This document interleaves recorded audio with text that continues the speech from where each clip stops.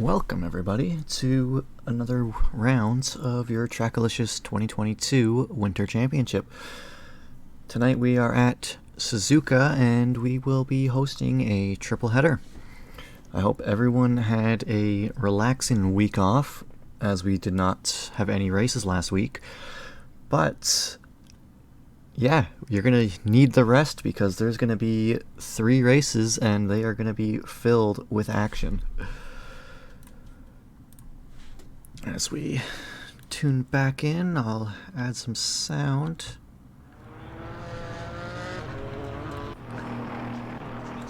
And yes, now still have about 15 minutes left of free practice.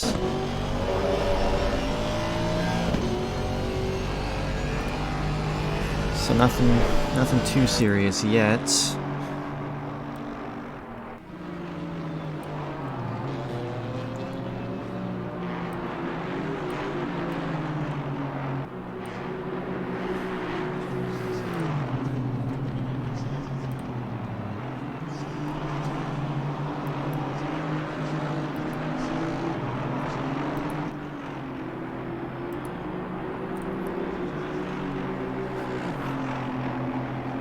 Right now it looks like, just in free practice, Danny Byston with a 212 flat is top of the charts, followed by Ali G and then Andreas Mostachero. But that is quite a large margin between Byston and the rest of the pack right now. Whether that's Byston's quali pace and everyone else's race pace, or if that's just everyone else's pace, could be in for a troublesome evening. So, I believe... what is it? Let's see what the format is gonna break down to be. Yeah, so we're gonna have 3 3 15-minute races for you tonight. And before each race, is gonna be a 10-minute qualifying period. So that means 5 minutes for Division 1 and 5 minutes for Division 2. So yeah, each race could be a spice up of the grid order. And it's not just gonna be one guy leading or taking pole every race. I mean, it could. Danny Byston has done that in the past at our last triple header. So I'm not saying it won't happen. And it could happen. But 3 different qualies, 3 different chances to start in a better position than the last.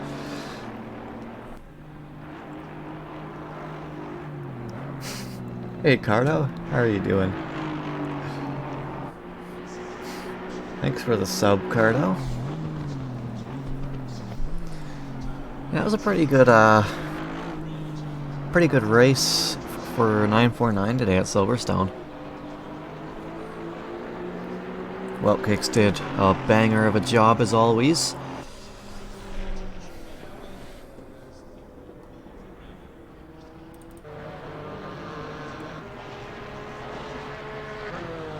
I wonder what the next track is going to be, because obviously that is the dealer's choice.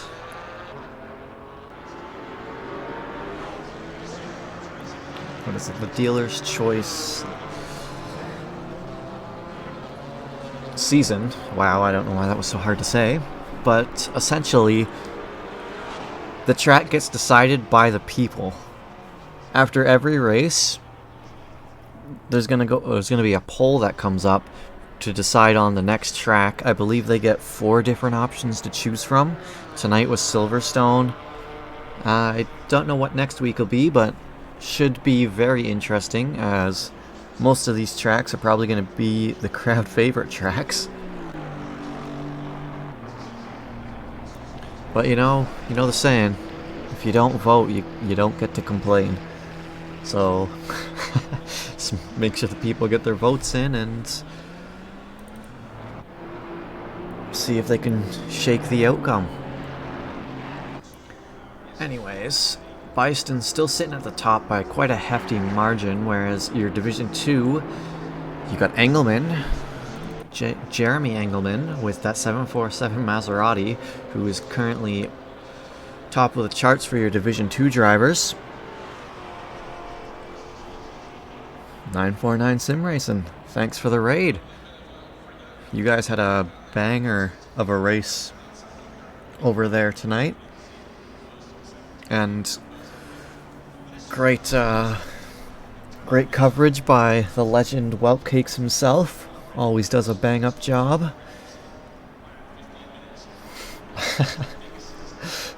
How you doing, Whelpcakes? Probably exhausted now after that one. Who do we want to go? We'll go with Brock. In the American Muscle. Dude, it's like reverse the roles, Whelpcakes. I get to watch you perform, and then now you get to watch me perform. It's amazing.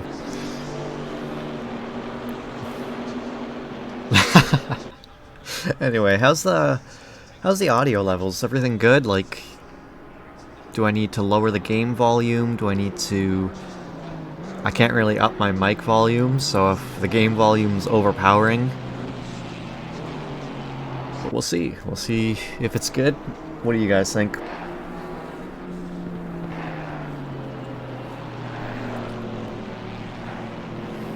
And as we're just... oh, it's good to hear, Cardo. Thanks for the input.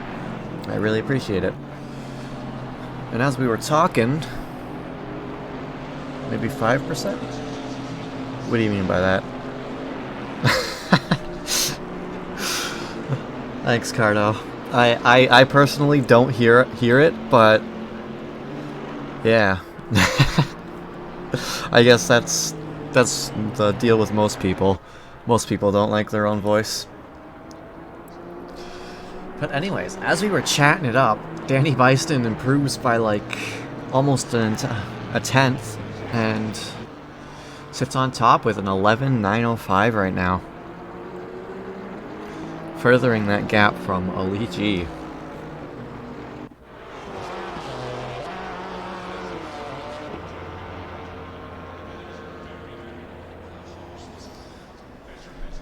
Alright, let's go with Provolone. You're missing some good voice melodies. What? So Provolone has actually just started his out lap, so it'll be a minute, probably just over a minute until he starts his first flyer.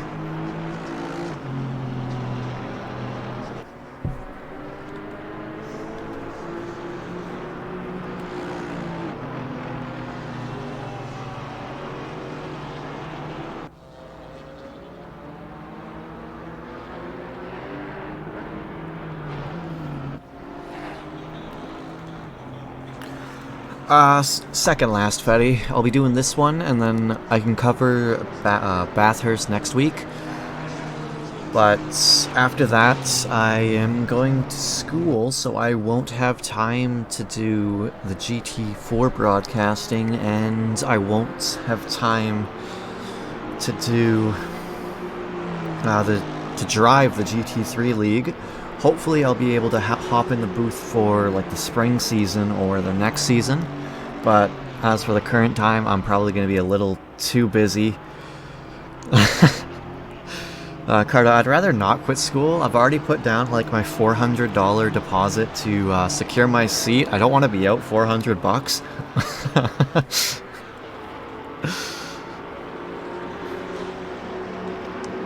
Yeah, between like my schoolwork, probably homework, the amount of driving I'm going to have to be doing, I am going to be pretty busy for the next 2 months. So, saying that, if anybody is looking to get into the commentating / broadcasting side of the field, side of the track, I guess. You can always hit up Eric Kukasian with the leader of Trackalicious and, you know, talk to him, maybe give you a shot and give you the rundown, and who knows, we might hear one of you guys in the broadcasting booth. Just keep that in mind if anybody wants to broadcast, or if anybody knows somebody that's going to broadcast. And yeah, Cardo, it is quite expensive. At least it is not as expensive here than I've heard it is in the US. And luckily mine is trade school, so mine's not going to be crazy expensive. The only problem is the closest trade school is like an hour and a half away, and that is no traffic. But 8 a.m. startup time, I'm going to hit traffic, so it's probably going to be 2 to 4. It's going to be probably about 4 hours a day of driving, if you include traffic, which is going to suck. But luckily, it's not 5. I don't have to drive to school every day, as some of it's online, which will definitely help with the gas bills.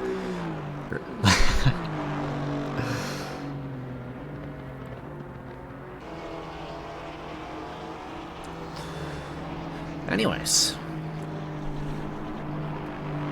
let's see. So right now, your top 3 for Division 1, Danny Pyston with Area 52 Sim Racing. You got Ed Kerstetter, also with Area 52 Sim Racing. And you got Ali G with Nutella Motorsports. Over here in Division 2, you got Jeremy Engelman with Rocket Racing in that 747 Maserati, currently sitting P1 in Division 2, followed by Justin Beachley of Beach GT in the 18 McLaren, and then followed by Cody Wassam with Safety Rating Racing in the 188 Audi. Those are your top 3 Division 2. So, it looks like some of the Division 1 drivers are a little out of place, but, you know, it's only free practice. They could be sandbagging.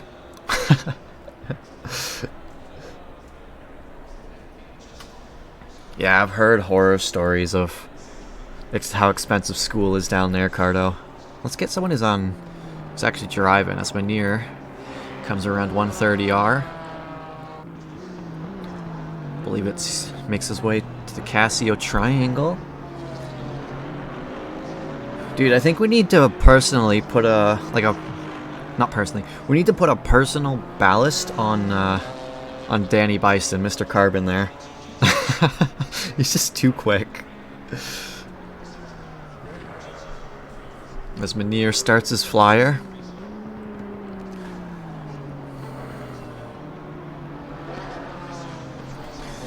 As we got about a minute and a half left of free practice, everyone's going to be starting their final laps or finishing up their final lap.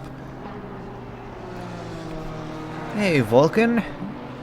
I don't know where you finished, but it was top 5, was it not, Vulcan? Anyways, it seemed like you had a pretty good race, so congrats, Vulcan, and, you know, hope to catch you next week.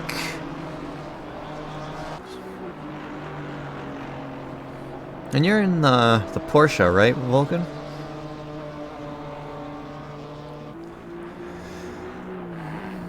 Yeah, but you got a 1-2 Area 52 sim racing right now.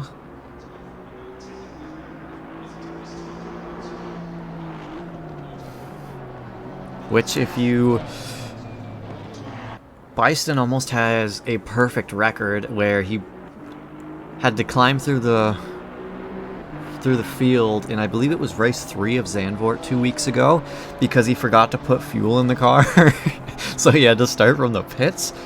Vivacious. How are you doing tonight, my friend? You ready for some spicy action at Suzuka? We got Coasty in here as well. Coming from 949 Sim Racing. We also got Mr. Robert Lewis, the other 949 Sim Racing, I'll say executive. Right now you got Coasty in 5th, and Lewis is currently sitting P3 in class, overtaking Cody Wessam by about 2/10. As we have, it looks like Munir is going to be the last one across the line until we cross over to this first qualifying session of 3. And as Munir, he's going to improve. I didn't see that quick enough, but we are instantly into the qualifying session as we need to tab into the game. And it looks like, is this Division 2 going up? It looks like Division 2 will be out on the track first. As we have 33. Who's 33? Pickerel. Looks like Pickerel is the first one out of the gates.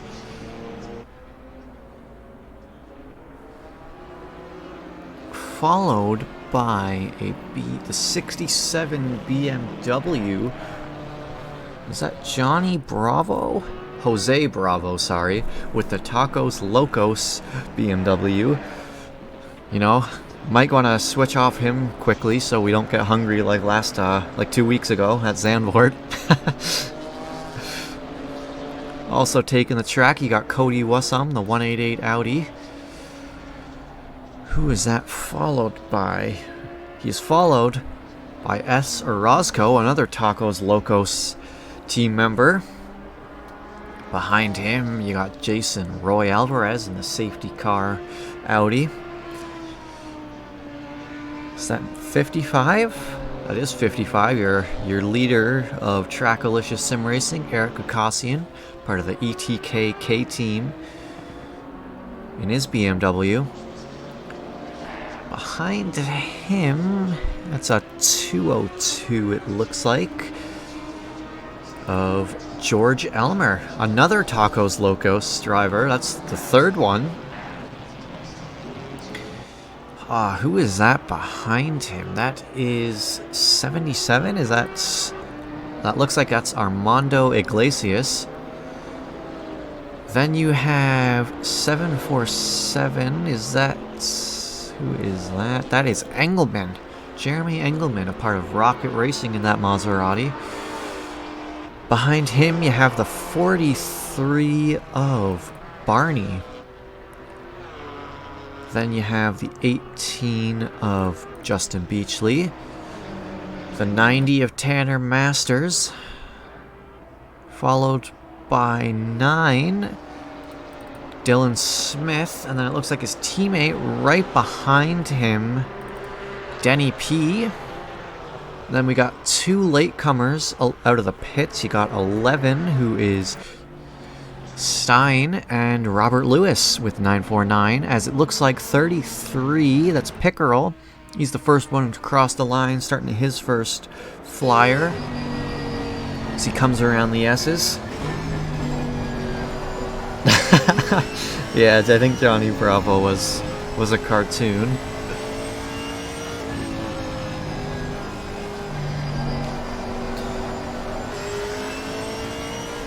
Now the thing about Suzuka and what makes it a great track to watch is how technical of a track it is.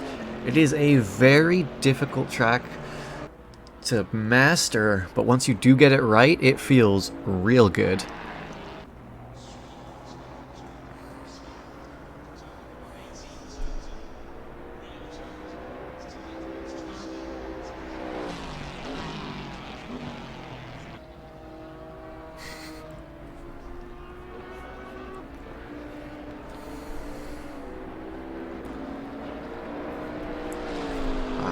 I forgot that one. Is that like, it's not 130R, it's like 110R or something?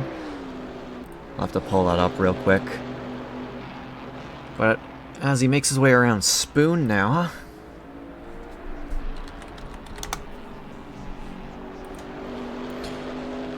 200R, there we go.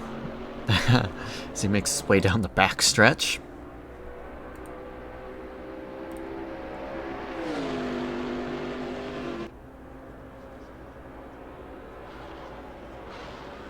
around 130R.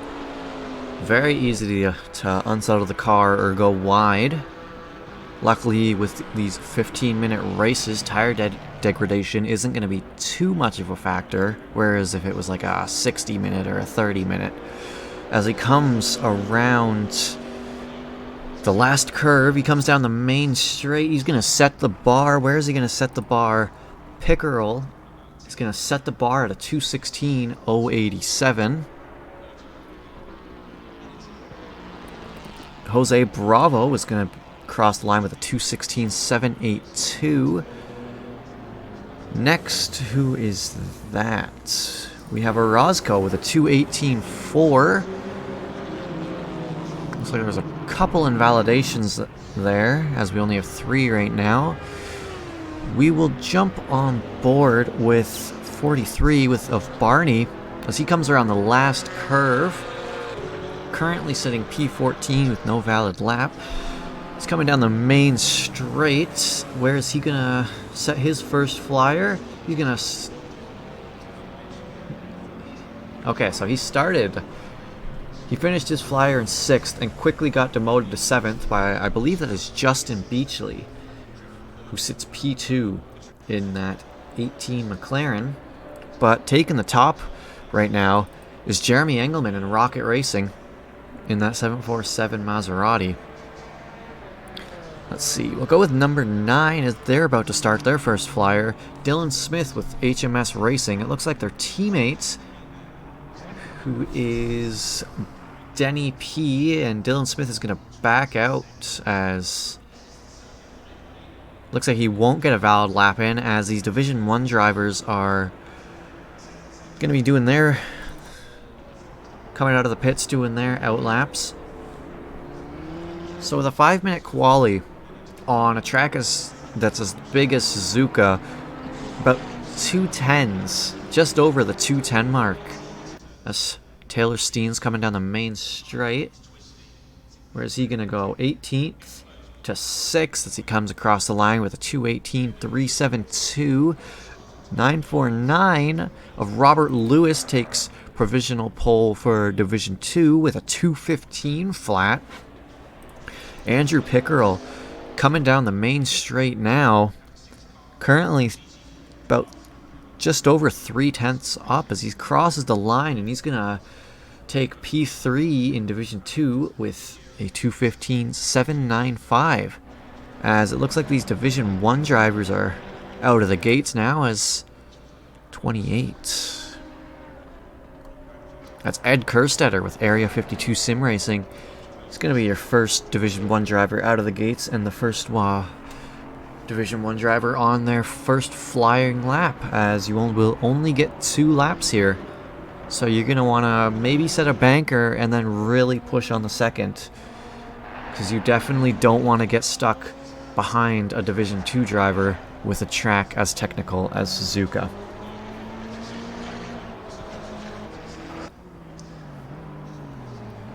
So he comes around, whatever that's called. But he's coming around Degner now. That was Dunlop. He comes around Degner underneath the bridge as he makes his way to the hairpin, followed closely by his teammate Danny Byston. They're both going to make their way around the hairpin. They give themselves enough of a gap that they're not going to impede each other's lap. So they make their way around 200R, a very fast right-hander. I don't know if you can flat out these in GT4s, but you definitely can in GT3, as they make their way around Spoon. Want to get a very late apex there. Oh, and did he invalidate there? Doesn't look like he invalidated there. It looks like he kept it clean as he makes his way down the main straight, or the back straight, sorry. Around 130R. Trying to keep as much speed as possible without throwing the car and keeping it valid. So makes his way around the Casio triangle.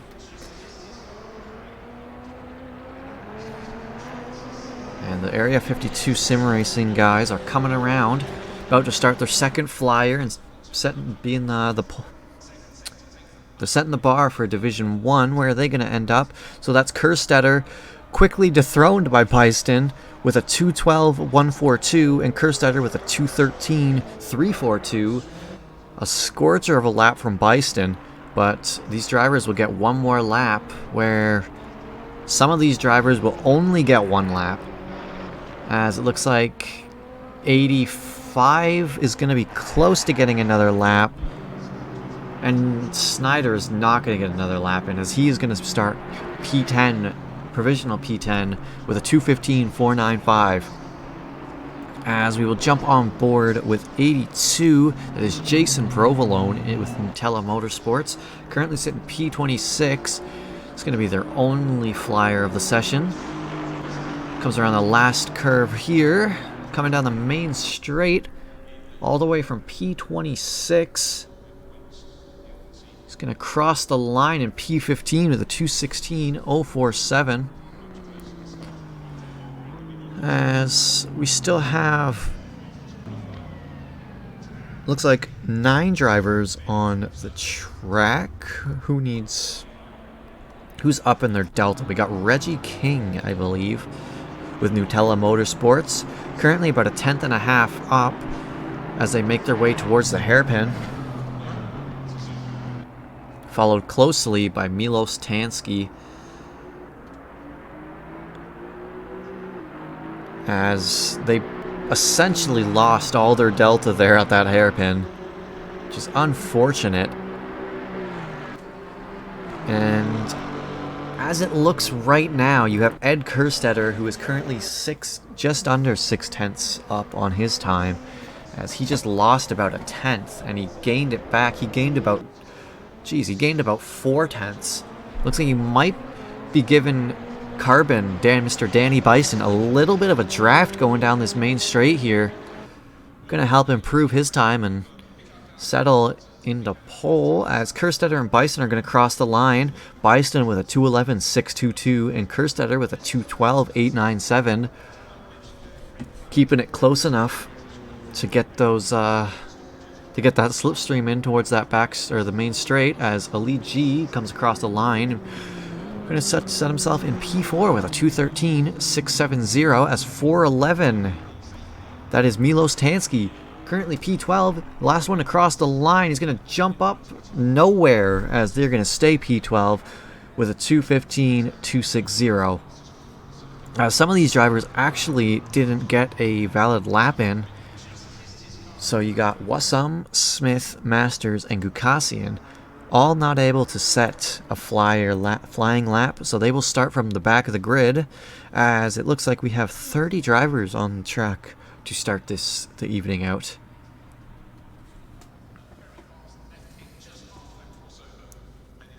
As we quickly change over to the session here, as we have about 3 minutes. Yeah. Hopefully that doesn't happen, but it's likely. So, we'll do a quick grid rundown before I hopefully find my notebook somewhere. I was not prepared. Anyways, we have an Area 52 sim racing front row lockout.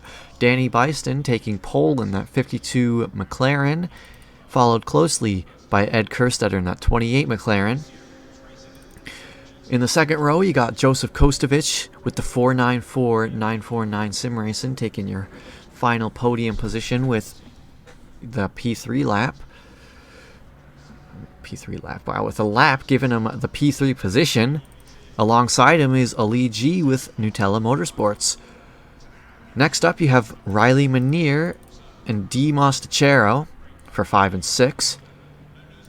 You got Mike Burkhoff and Andreas Mostachero in 7 and 8.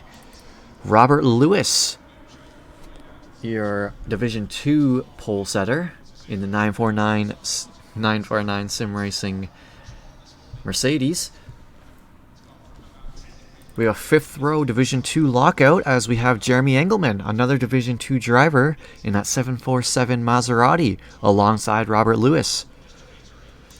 Next you have Professor Chronotis, P11, Milos Tansky in P12, Jarek Snyder in 13, Devin Brock in 14, R. King in 15, Andrew Pickerel in 16, Provolone in 17, Beachley in 18, Armando Iglesias in 19, and to top out your top 20, you have Jose Bravo with the Tacos Locos BMW. But now, we still got 10 more drivers to read off here, so next, P21, you got Taylor Stein, the 11 McLaren Racing McLaren. Alongside him is Esser Roscoe, another Tacos Locos BMW. Next up, you got Barney and Denny P, followed by George Elmer. P26, you got Jason Roy Alvarez, 27, Cody Wassum. Oh, well, I guess Alvarez was the last one to set a valid lap in P26. Next, you got Cody Wassum, I believe, Dylan Smith, Tanner Masters, and Eric Gukasian rounding out the final four, as they did not set a lap, so they will be starting from the back of the grid for this beginning first race of the night, as we have three races to go, or 3 races to have tonight for you. A lot of spicy action to be had, and hopefully a few shakeups in the orders as these drivers start their warm-up lap. It's going to be a very long warm-up lap at that, as I will quickly look to see if I can find my notebook and a pen so I can get these written down, the winners of each race, so I can get those interviews.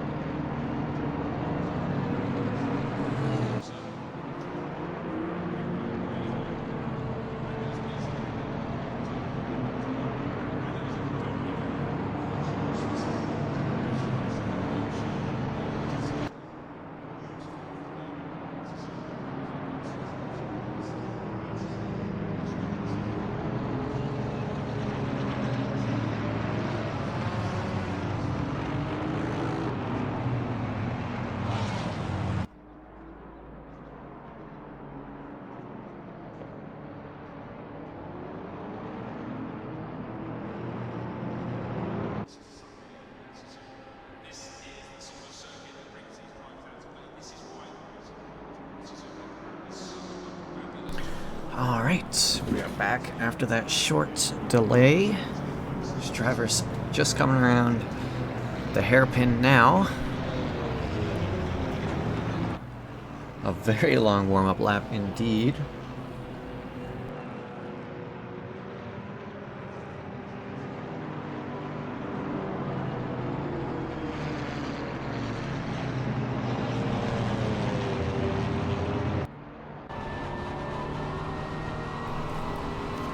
As if you're Danny Byston, you see all those drivers in your rear view and nobody out in front.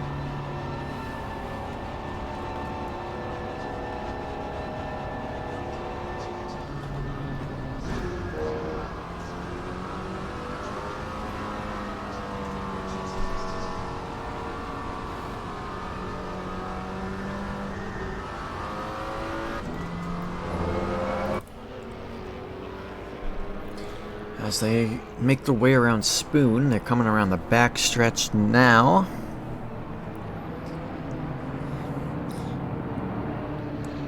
So we're still probably like a minute until we get the green and we start this first race of the evening, the first of 3.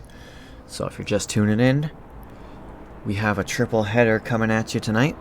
We got 3 different races as these drivers are gonna line up in double file. As I was saying, it looks like Jason Alvarez is going to be starting from the pits. So we have 3 15-minute races and a 10-minute qualifying session for each race. So the starting grid isn't going to be the same throughout the entire evening. As we see these Area 52 boys lining up along the front row of this grid, followed by Kostovich and Ali G.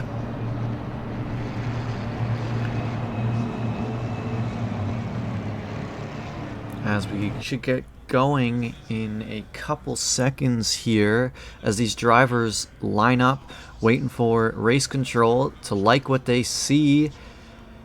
And we are green, as it looks like there are no drive-thrus dished out for being out of place, which you'll love to see as they make their way down the main straight around the first turn. As the Area 52 boys go side by side, it looks like they touched a little bit.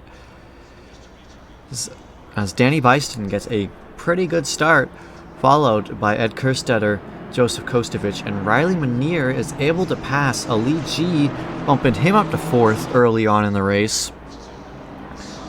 But he is not out of the woods yet, as the race just started, and oh, it looks like there's a big pile up towards the back of the field. Oh, between Dylan Smith, Barney Alvarez, and Denny P. You hate to see it, as we will now jump back on board with the fronts, as Byston, Kerstetter, and Kostovich starting to build a little bit of a gap now in the opening stages of this race as they make their way around this hairpin for the first time in the session. As for some reason the game is saying that Dylan Smith is leading the race, now that Barney's leading the race, and now Denny P's leading the race, and now we have the correct race leader, Danny Byston. That is a very unfortunate start. I wonder what the stewards will have to say about that at the end of the evening. But only time will tell, and yeah, we'll have to see what they say afterwards. Right now, Danny Byston and Ed Kerstetter, Area 52, still leading the opening stages of this first race, followed closely by Joseph Kostovich, who is... These top 3 have built themselves a little bit of a gap to one another. You got Byston and Kerstetter who are starting to pull away. Kostovich, who is about a second behind them, and you have Manier, who's about 2.5 seconds behind Kostovich. As these 2 Area 52 sim racing boys, they are just... They seem like they're in a league of their own in these McLarens. But with this main straight, Joseph Kostovich might be able to get a bit of a tow and drag himself back into contention, as he is now about half a second between these two guys, or between him and Kerstetter. And you see Ali G. I wonder what happened to Manier. What happened to Manier? Manier pitted. Why did Manier pit? Oh. I didn't see that. I'm an idiot. There is a mandatory pit stop. How didn't I see that? I guess just my brain didn't register it, that there was a mandatory pit stop for a 15-minute race. That's just... Yeah. Sorry about that, folks. I don't know. I was just thinking, why did he pit? But it looks like there is a mandatory pit stop. So, Manier, he wants to get out of traffic early, it seems. And it seems like a lot of these drivers want to... not a lot, but I guess a couple of these drivers want to do the same. Whereas if you're Danny Byston, you have no traffic, so drive on. Manier's trying the mega undercut.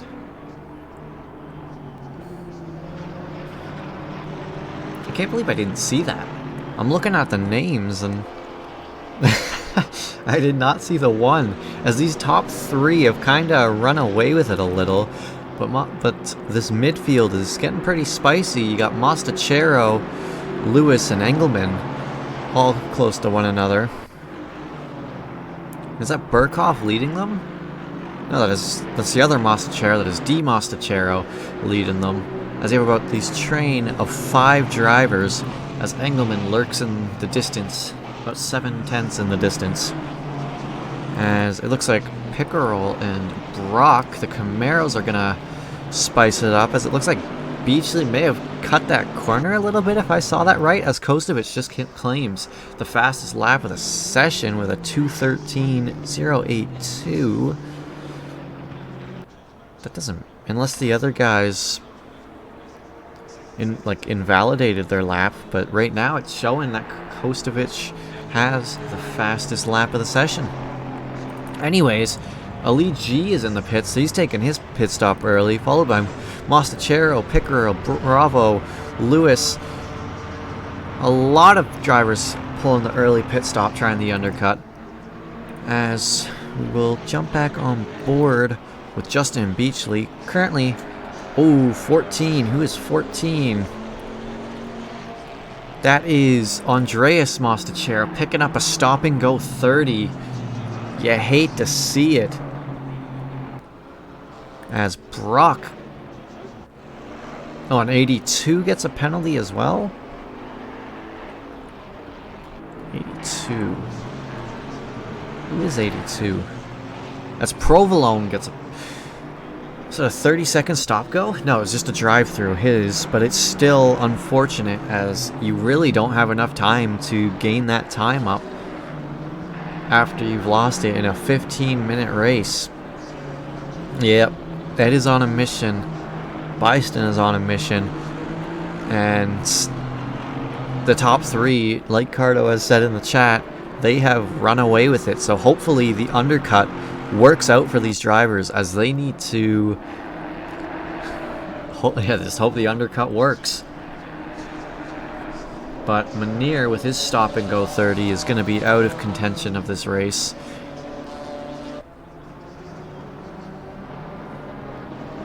As we got Eric Kakassian and Orozco going just about side by side around Dunlop as they make their way around Degner. Orozco still tailing as he can't get by Eric. Orozco giving Eric the lights, the business.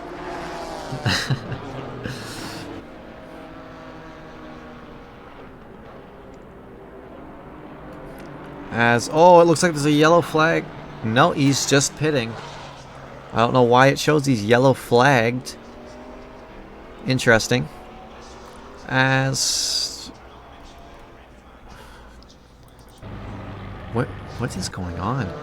I guess the closest gap is Barney and... Is that Smith? Oh. Where am I? Yeah, it's Dylan Smith and Barney. They're the closest battle on track right now, it seems. As this race just started, but we are already halfway through this first race of the session, as Justin Beachley gets a 30-second stop go. As there is a car wide. I believe that is Dylan Smith of HMS Racing. They go wide as Devin Brock currently trying to hunt down Justin Beachley. But luckily for Brock, Beachley has a stop go 30. And it looks like G. Elmer. Who is that? That is George Elmer. They also got a 30-second stop go, as 82 just served their drive-through. That's Provolone. As looks like team orders may have come into effect there, as Denny P passes his teammate Dylan Smith. Both of these HMS drivers, as maybe they think that Denny has a little more pace, so they let him go by. As now we will jump on board with Provolone, who's trying to get by Alvarez. Alvarez isn't going to put up too much of a fight, as these two drivers are in different divisions, and Alvarez still needs to make a pit stop. Yeah, I know, it's crazy, Carter. They must be... Someone must have taken out the pit board or something.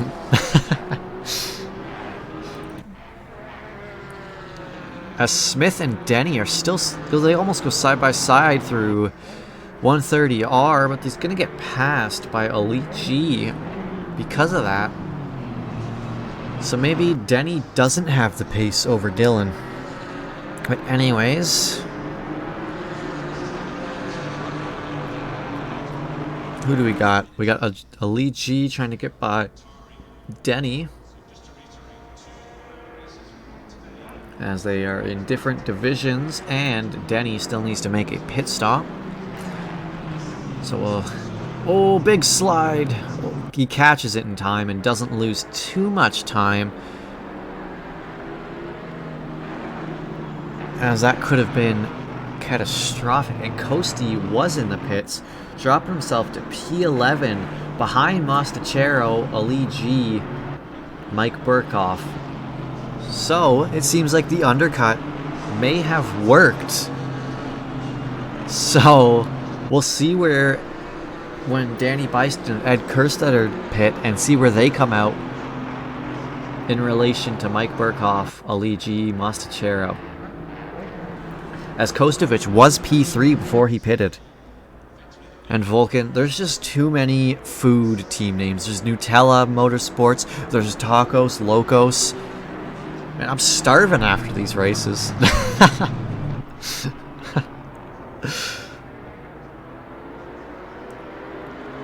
As Ali G is going to get by Denny on the outside of the hairpin as they make their way through 200R. Dude, we always want tacos Thursday night because of the Tacos Locos guys. We got Mostachero and Kostovic, or that's Lewis, sorry. They're neck and neck. They're different divisions, so not too much of a fight. But if you're Lewis, you could slow down Mostachero a little bit if you can.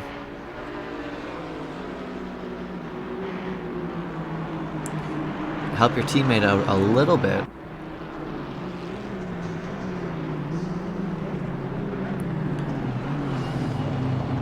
As Lewis and Denny P are going to go side by side through the Casio Triangle and down the back stretches. It looks like Danny Beisten pitted, and he drops to P3 behind Engelmann and Kerstetter, but Engelmann and Kerstetter still need to pit. So, if you're Kerstetter, you probably have to pit this next lap. But as of right now, it looks like your race leader is still going to be Danny Beisten.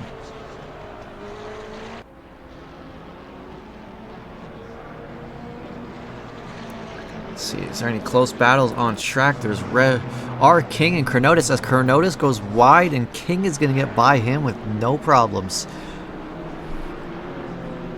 Ooh, as it looks like Denny P takes his pit. I was wondering why the Delta was going off the charts. As, let's see. There's really not much going on the track right now. You got Eric Gukasian trying to hunt down Orozco, as Orozco goes really wide going into turn 1. But luckily Orozco had a big enough lead or gap to stay ahead of Gukasian upon re-entering. As this is the closest battle on track right now.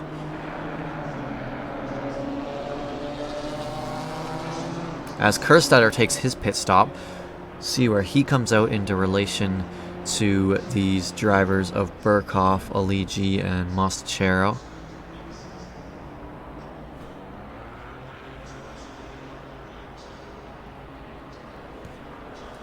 As Kerstetter is now green, and it looks like it's going to be close on pit exit, but he might actually No, I think he's going to stay behind Danny Byston as Danny Byston starts the final lap of the session, reclaiming his P1 by a commanding margin, about 5 seconds. So the overcut working for Danny Byston and Ed Kerstetter as Engelman pits, and he's going to drop to P5. He's going to be racing on exit to Mostachero, Lewis, and Kostovic, as it looks like Lewis might let Kostovic go by as they are teammates.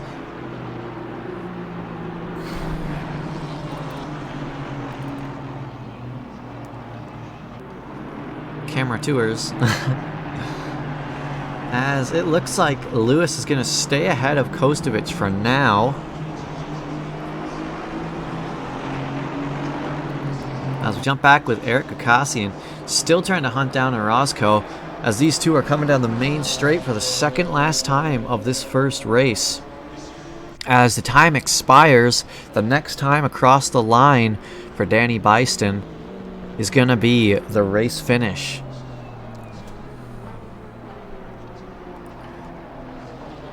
As King and Bravo are bumper to bumper right now, coming around Degner.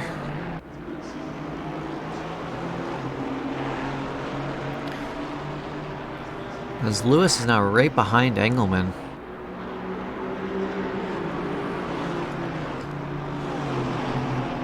Kostovic just might back out, thinking his teammate is trying to fight someone in his division, as Engelman goes wide, and Lewis is going to have the inside line as they're going to go side by side going down the back stretch here, as Danny Byston comes around the Casio Triangle for the final time of this first race, as he is going to finish P1 in this first race of the session. Yes, it is, Vulcan. It is race number 1, as he takes the podium. He takes the win for race 1, followed by Ed Kerstetter in P2, and it looks like it's going to be close between Burkhoff and Ali G. Is Ali going to be able to get a good enough slipstream? He is not, as he's going to finish 4th, as Burkhoff clutches the last podium position for this first race at Suzuka, as it looks like Robert Lewis finished 6th, P1 for Division 2, and Engelman P2. No, this is... I think Engelman won it for Division 2. Anyways.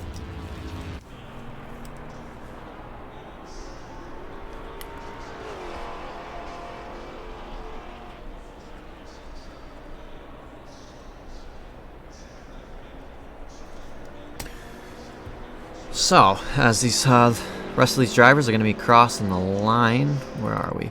Got Provolone coming down the back stretch. He's going to finish P19th. We missed a lot of that. Sorry about that, folks. As Orozco is going to be able to hold on to P20 while Eric Kakassian hunts him down, but he's not going to be able to make the pass happen. As Andreas Mostachero going to finish in P22. Jason Roy Alvarez P23. Justin Beachley P24. Denny P in P25. George Elmer coming around the Casio Triangle. Gonna go wide.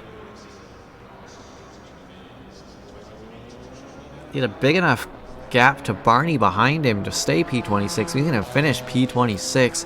As it looks like Barney is gonna finish P27, as he is gonna be, I believe that's the final driver of the session to cross the line before we switch over. Homeschool, how are you doing?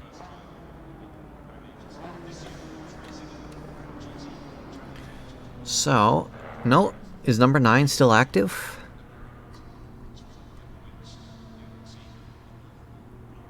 Who's number 9? Are they still going? Dylan Smith. No, it looks like...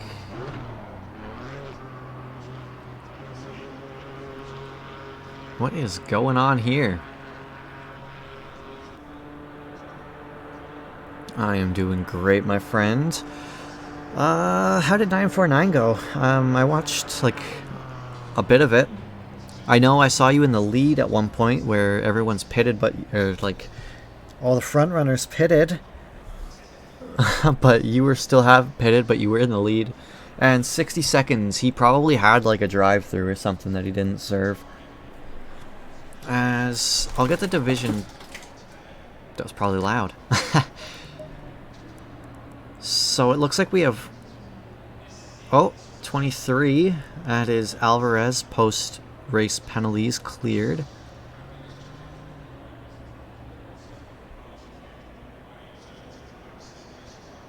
Okay, so that looks like it's Lewis, Engelman, Pickerel.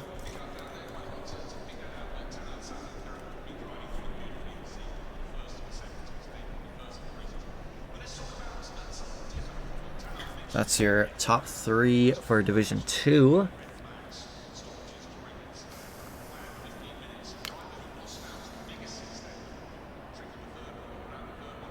Yeah, 12th in the end. That's a pretty good finish for how stacked the field is. I'd be quite impressed.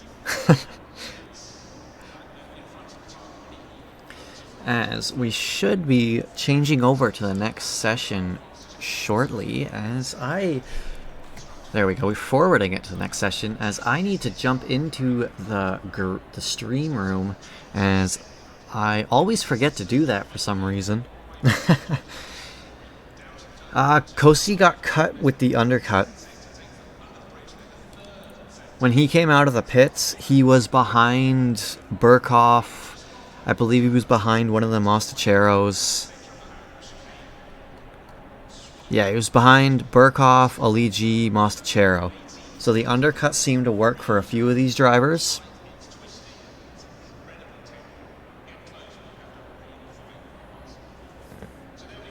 Yeah, top 10 would have been amazing, but you really can't complain with P12, right?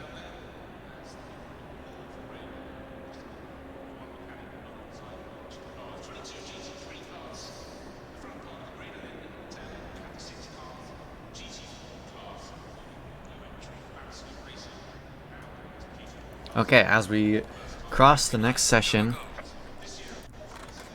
and this is qualifying 2. Oh, we lost connection.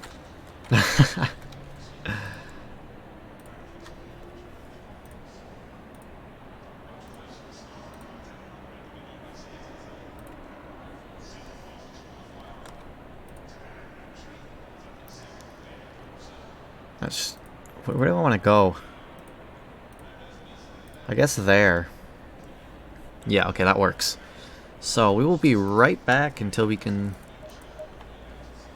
see where I guess we have to restart for some reason.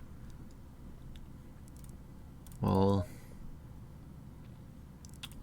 we'll try rejoining. Is it already live? So it seems like we're live.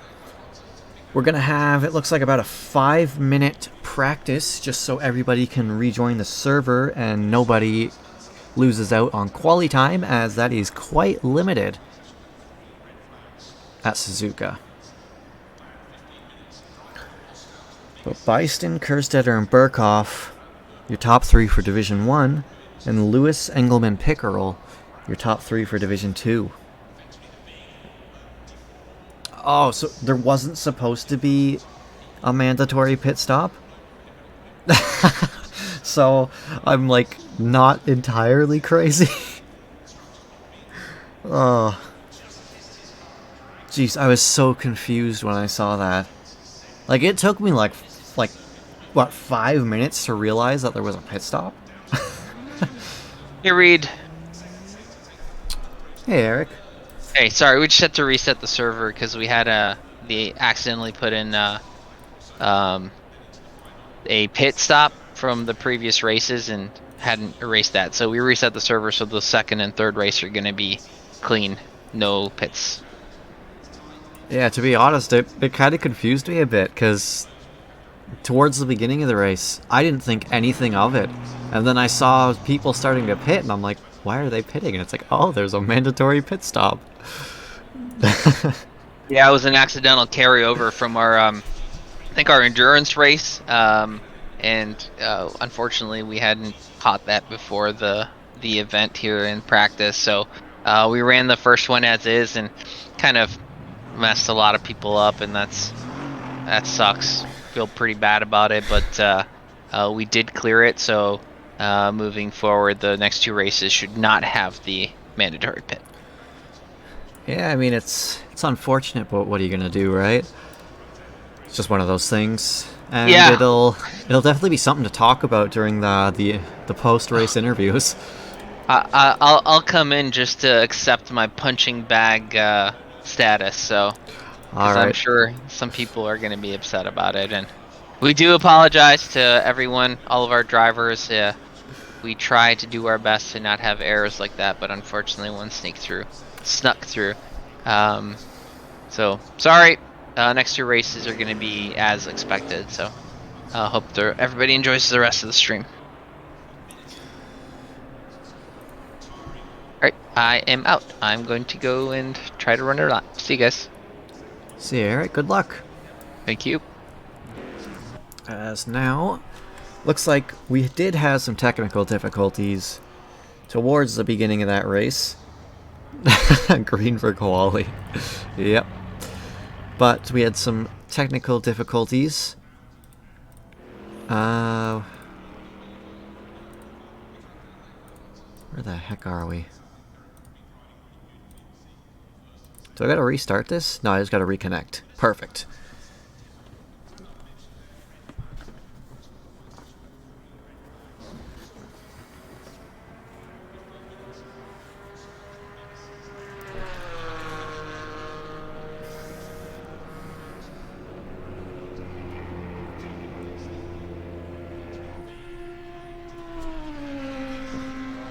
Yeah, you got really unlucky that race, Justin. But, you know, there's... The best part about a triple header is you have 2 more races to bounce back.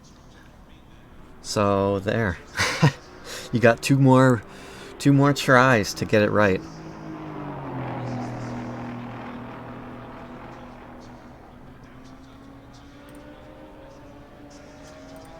As you guys are probably seeing nothing, let's get on a lap here with a driver. As we were talking. Exactly, Vulcan knows what's up.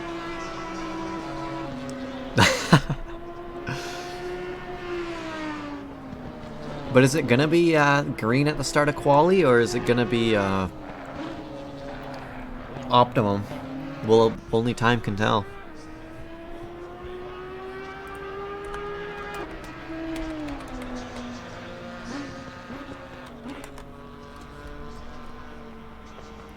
As I will take a quick break while this free practice rolls over and just take a quick drink, get ready for the second qualifying session.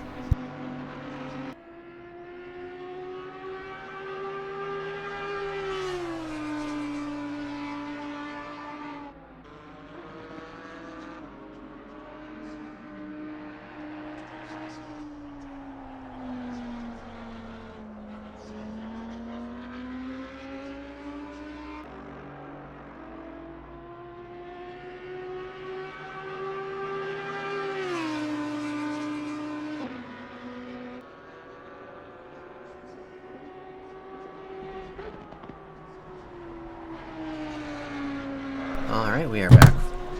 That was probably really loud. Sorry, guys. We are back, though. I have about a couple more drivers to cross the line until we go into the second qualifying session of the evening. As there was a little bit of a mistake for race 1, there was a mandatory pit stop, which shouldn't have been there.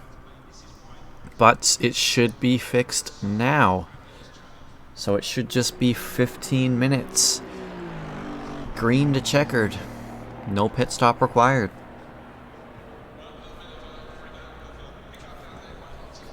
Now, Vulcan, we need flooded. So then those Maseratis can start playing drift. Drift. Or not drift, dirt rally. Oh, that would be terrible for the Maseratis.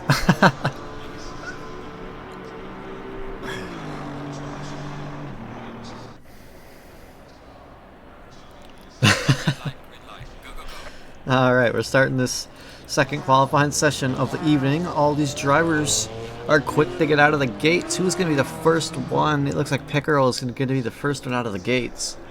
Followed by, is that Bravo? It's Bravo and then Wessam. And it looks like we got a Roscoe.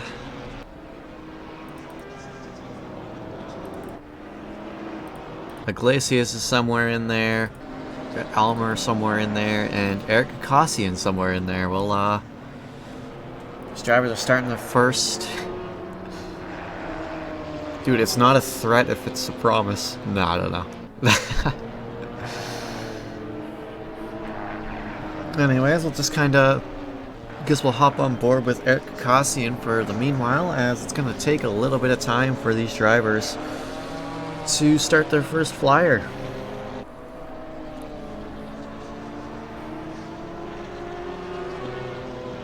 As we are 33% through this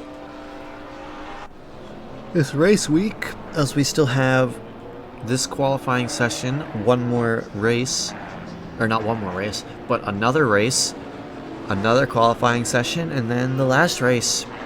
After the last race, we'll do a quick interview session with the winners and call it a night until next week, which I believe is Bathurst, which will also be my last week in the booth for Trackalicious for a little bit.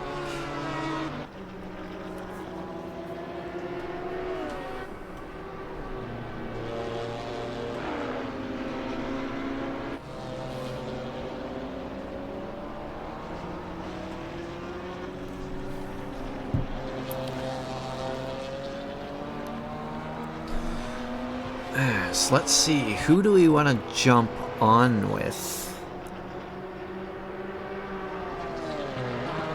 Let's give Lewis. He's a little far back. We'll go Taylor Steen in the 11 McLaren, sorry, with McLaren Racing. As he goes around the last curve and comes down the main straight to start his... Damn it, my phone just fell off my desk. As he's going to start his first flyer of the session. And unfortunately, Vulcan, that's when my school starts. Not this upcoming Monday, but the next Monday. And the school is about an hour and a half drive away without traffic, 2 hours away with traffic. It is not gonna, I'm not gonna have much free time. Anyways. So yeah, Taylor Steen is coming around Dunlop.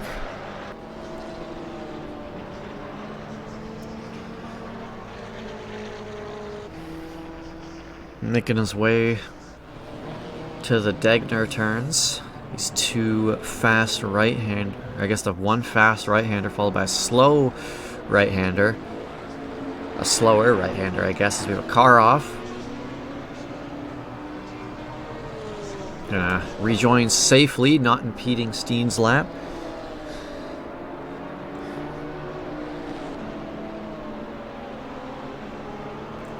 Yeah, unfortunately, it is more important. Dude, I gotta learn how to fix race cars. Build them, you know? Build them and fix them.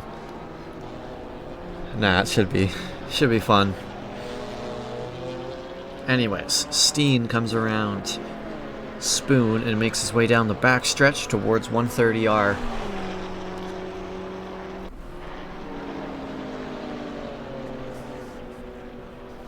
Coming around 130R now. Trying to carry as much speed as you can through this turn without invalidating. So make your way down this small straight towards the Casio triangle. He's going to come around the final curve, as it looks like he is not going to be able to set another quali. He's only going to get the one qualifying lap, and he is going to cross the line in 6th with a 2:17.277. And while we were watching Steen go across the line, we have George Elmer, the Tacos Locos 202 BMW, currently taking provisional pole, who is quickly dethroned by Jeremy Engelman with a 2:14.392 in the 747 Rocket Racing Maserati, as that's going to finish his qualifying session.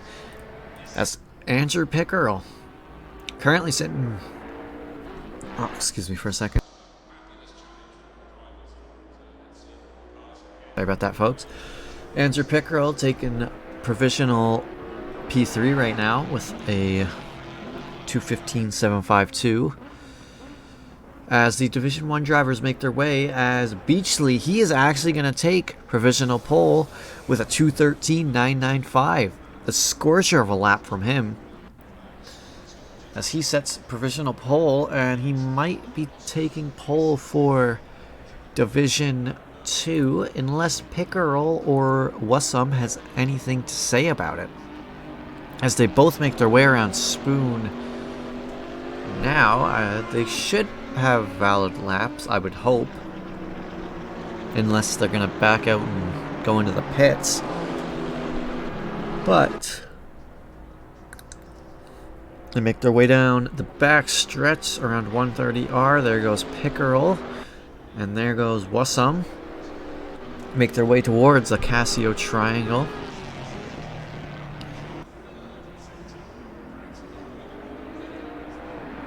Both go through. They're both coming around the last curve now. Wassum's a little far behind to get a slipstream, but Pickerel, P4, is he going to be able to improve?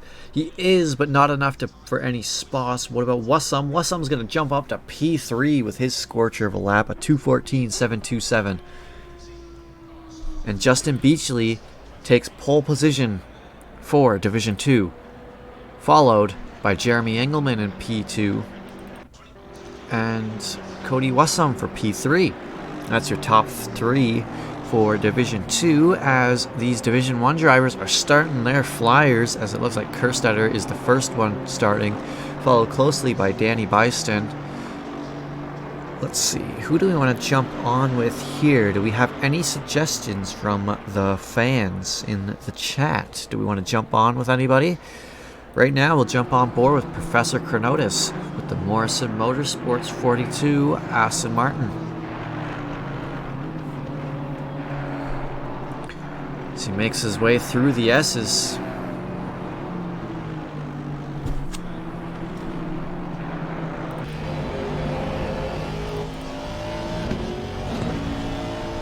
And around Dunlop.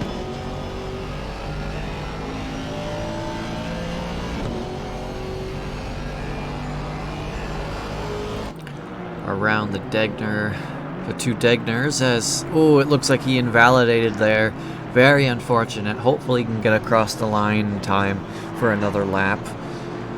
But he looks like he should be, as long as he doesn't make any mistakes. But let's jump on board with Devin Brock with the Good Humor 12 Camaro.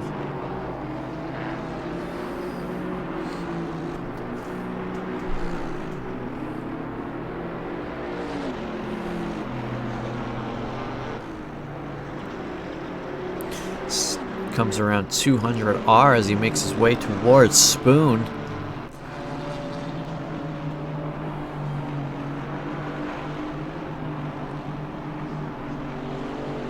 Around Spoon he goes as he makes his way down the back stretch, being closely followed, not closely, but being followed by two other drivers. So they make their way around 130R to the Casio Triangle. It looks like some of these drivers are going to get a second lap out of it, but they're not going to be able to build a gap, especially if they're close to another driver. They might not be able to get a good lap in as Brock jumps to P10 with his lap with a 2:14.845. But right now, you have Kerstetter provisional pole with a 2:11 and 2:05, followed by Danny Bison with a 2:11.842. P3, you got Joseph Kostovich with a 2:12.797, almost a second behind Kerstetter, or almost a second behind Bison, sorry. And then behind Joseph Kostovich, you have Andreas Mostachero with a 1:12.840. Yeah, so right now Ed is provisional pole, but he goes wide and he's going to invalidate his lap, as Danny Bison is going to have an opportunity to take this pole position away from him. But there's also a few more drivers who should be on flyers. And a couple of these drivers are up on Delta, so anything can happen in these final stages of qualifying.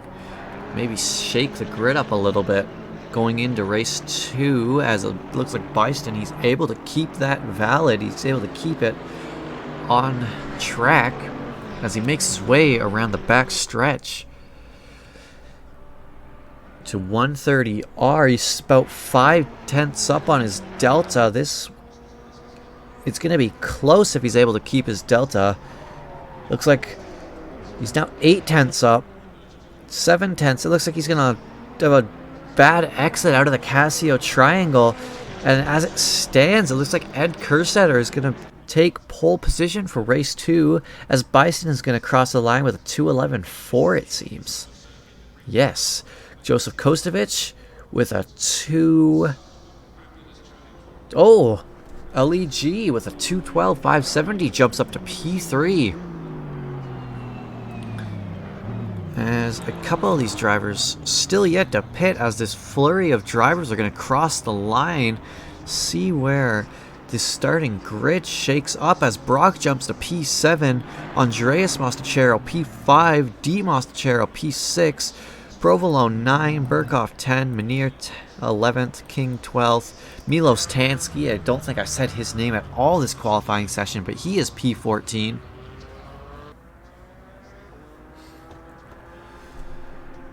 But yeah, it looks like Chronotis was unable to set a valid lap, and Snyder also unable to do the same, as it looks like we had about 5 or 6 drivers who did not set a valid lap, starting them at the back of the grid. And looks like we are going to be racing in the dark this time around at Suzuka with an optimum track. 20 degrees on the track, 20 degrees ambient. Alright. Let's go down the grid for the second time tonight. But this won't be the last time, as we will have one more qualifying session and one more race after this one. That will round off your triple header, and we will... Yeah. Anyways.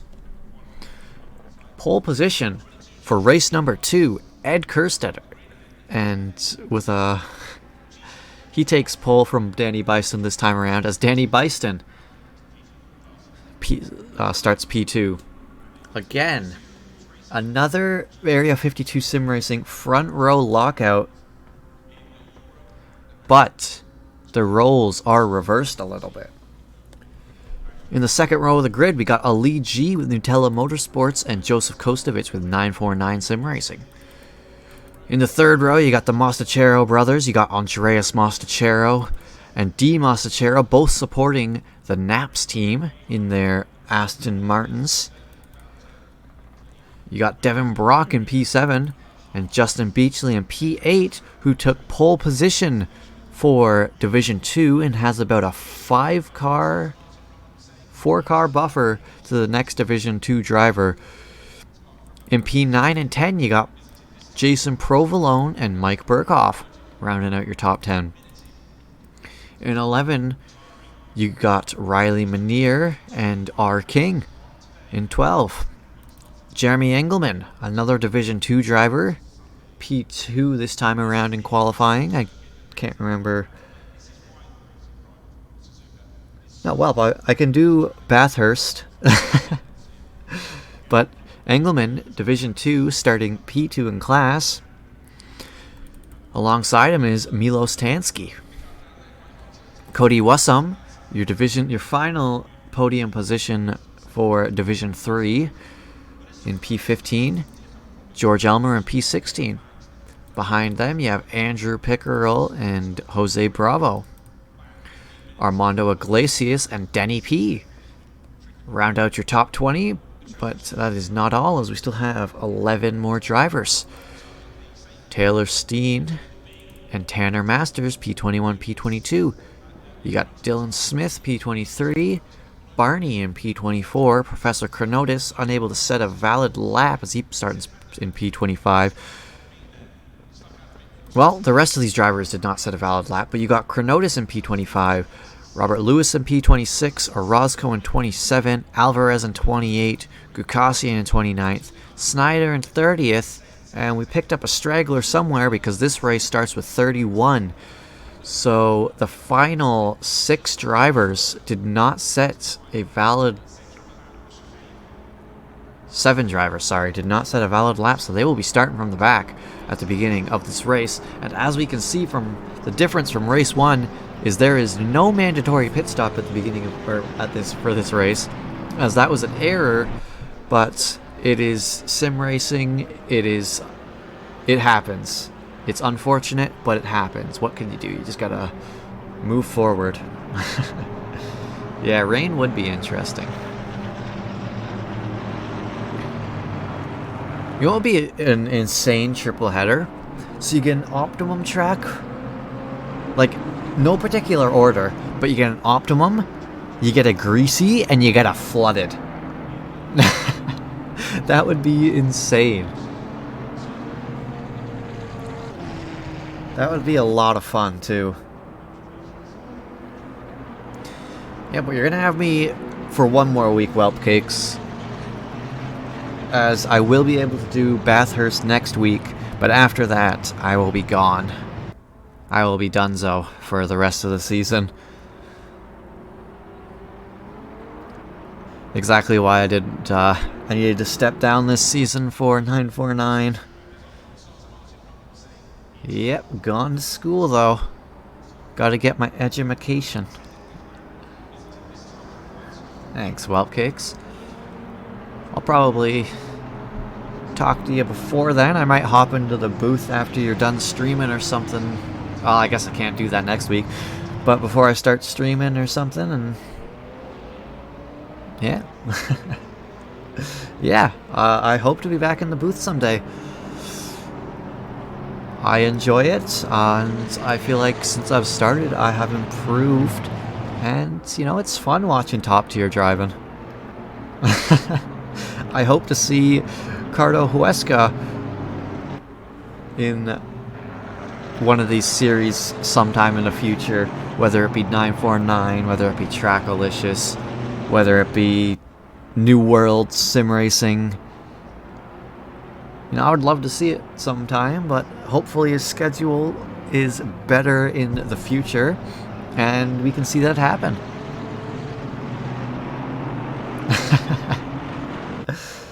Yeah, and he better be driving the Maserati if it's a GT4 league.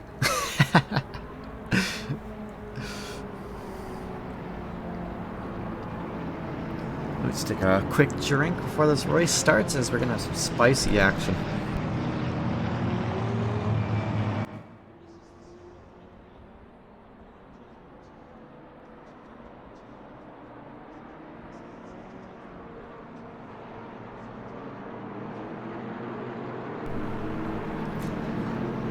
That is fair enough, Cardo. How are you doing now? Are you still, like, hurting at all from, it was your... Crap, it was your wisdom teeth? You still hurting from that, or are you feeling any better? I would hope to feel at least a bit better, because it's been, like, probably a couple weeks since I've talked to you. I think it's been like 2 weeks almost. Yeah. But anyways, we're coming around the final curve of this warm-up lap, and we are going to be starting the second race of the session any second now. As the second time tonight, these drivers double file, waiting for race control to like what they see and give us the green flag to go racing at Suzuka in the dark. That's Ed Kerstetter. We are green 949. I believe that is Robert Lewis gets a drive-through at the beginning. A very unfortunate race start from him as Kerstetter and Byston go side by side, door to door. They're going to keep it clean, but Kerstetter is going to push his teammate a little bit wide as Kerstetter gets a good start, followed closely by Danny Byston and closely by Ali G. Kostovic, Mostachero's brothers, D. Brock, Manier, all getting... Looks like they all stayed in the same position they started. Justin Beachley, he dropped a few positions, but not for division, only overall, as he has a 2-car buffer between him and Engelman now, as these drivers make their way through the Degner turns, coming around this right-hander towards the hairpin, as 85 goes wide. Who is that? That is Snyder, and it looks like Dylan Smith and Snyder may have gotten caught up with something back there. As look at all these cars going through the hairpin as they all make their way around 200R towards Spoon. As it looks like Byston and Kerstetter are starting to build a little bit of a gap to the cars behind, but only about a second at the moment during the opening stages of this race. As they make their way around the back stretch, top speed of these McLarens are going to play into effect, and with the slipstream that Danny Byston is going to get from Kerstetter, it might help them pull away a little bit more. As the turbo lag from the Aston. Does the GT4 have turbo lag? I don't know, but I know the GT3 does. As they make their way around the Casio Triangle for the first time under green flag, as Ed Kerstetter is leading the second race here at Suzuka. As they cross the line, Ed Kerstetter P1, Danny Byston P2, and Kostovic P3. For Division 2, you got Justin Beachley in P1, Engelman in P2, and Wassub in P3. As Kerstetter and Byston still building that gap. They have about 2 seconds to the drivers behind right now. A monstrous start from them, as we'll jump back to Kostovic, who is under fire from Ali G.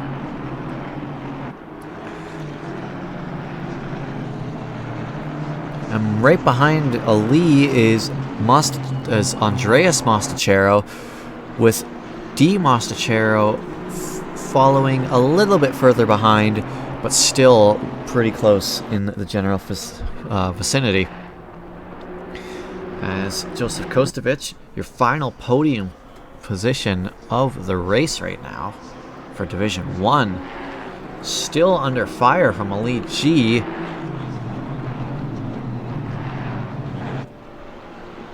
And with that, Andreas Mostachero soon to join the mix, as the two Area 52 sim racing McLarens have already just taken off as they go around Spoon, followed by Kostovic, Ali G, and Mostachero. They come around Spoon as a couple more drivers come around Spoon, making their way onto the backstretch for the second lap of the session. Indeed they do, Cranko. How are you doing tonight, my friend? Hope the action's been spicy. If you're just tuning in, hope you'll see some spicy action. As, let's see, we got Brock and Manier side by side. As Brock is also looking at D. Mostachero. As we'll go to D. Mostachero and look at the wing cam. As now we'll jump on with Brock, because Manir is so much closer.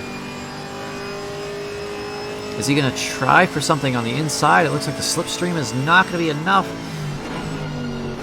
He's going to stay ahead, but Manir is making his presence known in the rear view of Devin Brock. As Brock stuck behind Mostachero right now, and Manir stuck behind Brock. This is giving Mike Burkhoff a little bit of time to catch up, as Justin Beachley now has a no-car buffer between him and Engelmann, and they are about 8/10, about a second now, away from one another. As it looks like Iglesias and Tansky are getting pretty close, but Milos Tansky and Armando Iglesias are not fighting for... No, it's Bravo and Tansky, sorry. They are not fighting for position, or divisional position, but the driver behind Tansky is Armando Iglesias, who Bravo is fighting for divisional provision. As we have a sideways car, that's Riley Manir at the hairpin. And he, 202 and Chronotis and Steen and Elmer and Masters. That is a big pileup at the hairpin there, containing quite a few drivers. You hate to see it. Wonder what happened there, as there was 2 drivers that ended sideways and a couple that got bumped in and one that went off track, and just a lot to take in such a short amount of time. As Bravo and Milos Tansky still going at it as they make their way down this back stretch towards 130R.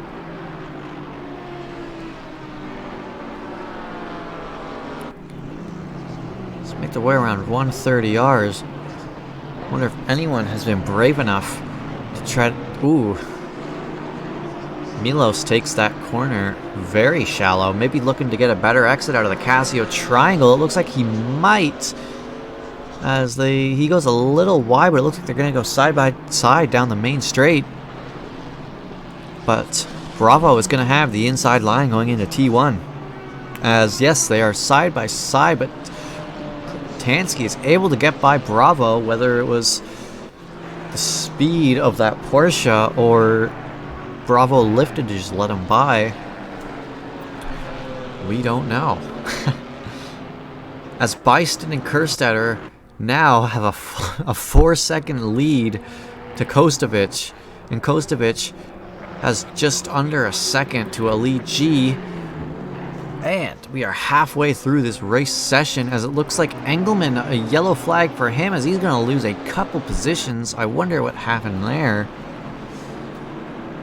As we will jump on board with Snyder and Orozco. It looks like Snyder was able to get by Orozco, as these two are not fighting for division. But Chronotis is a yellow flag for him, but it looks like he's still green. Interesting. But let's jump back on board with somebody, as it looks like... Yeah, it looks like Engelmann and Wassum are the closest battle on track right now, to make their way around 200R towards the spoon.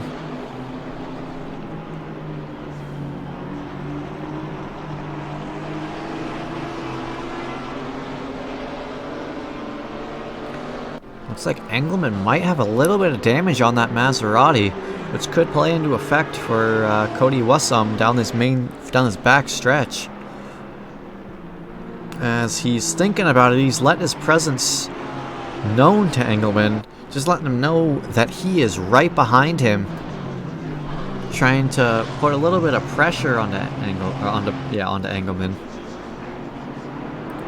As we got Steen and Denny P battling it out for P19.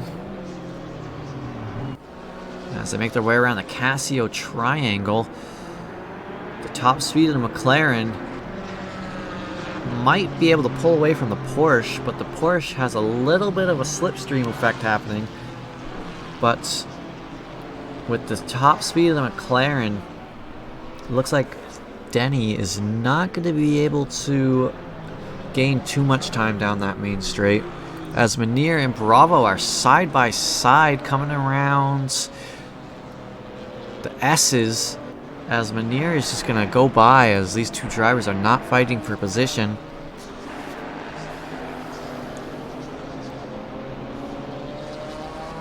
As Alvarez is now under fire from Masters and Miller closely follow behind.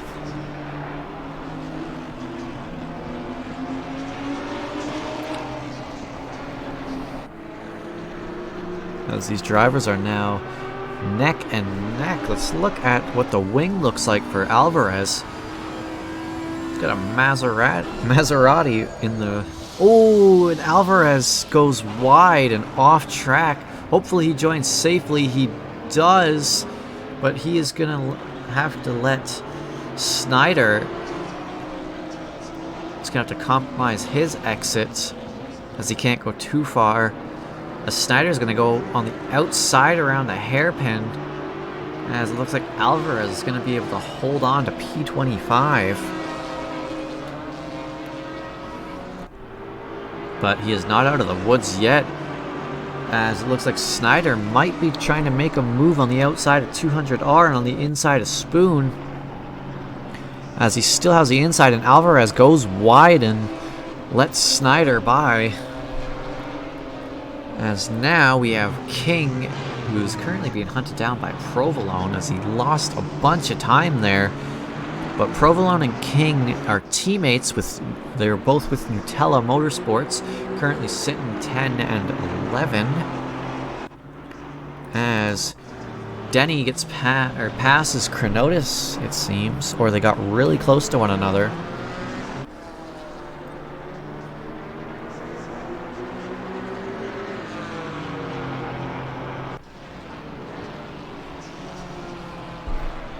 As Manir gets by Iglesias in T1, climbing his way up to P16 at the moment.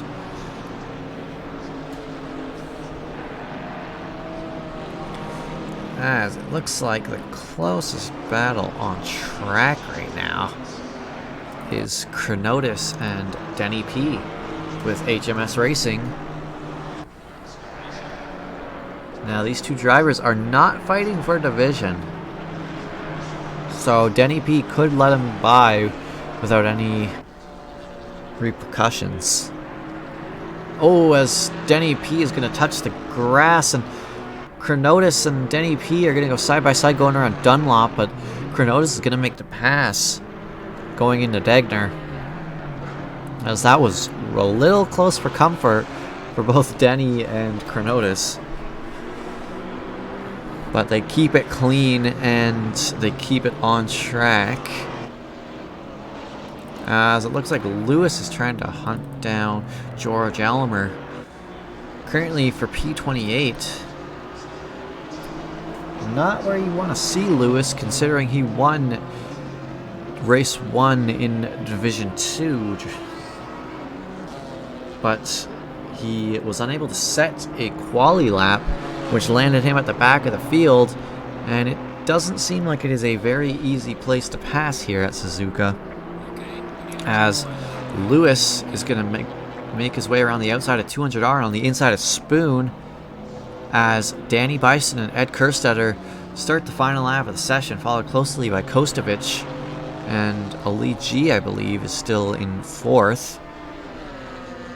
But yes, Steen and Denny P are side by side as they make their way, or bumper to bumper now, as they make their way through the Casio Triangle for the second last time of this second race. Make their way around the main straight, but the McLaren's top speed is too high for that Porsche.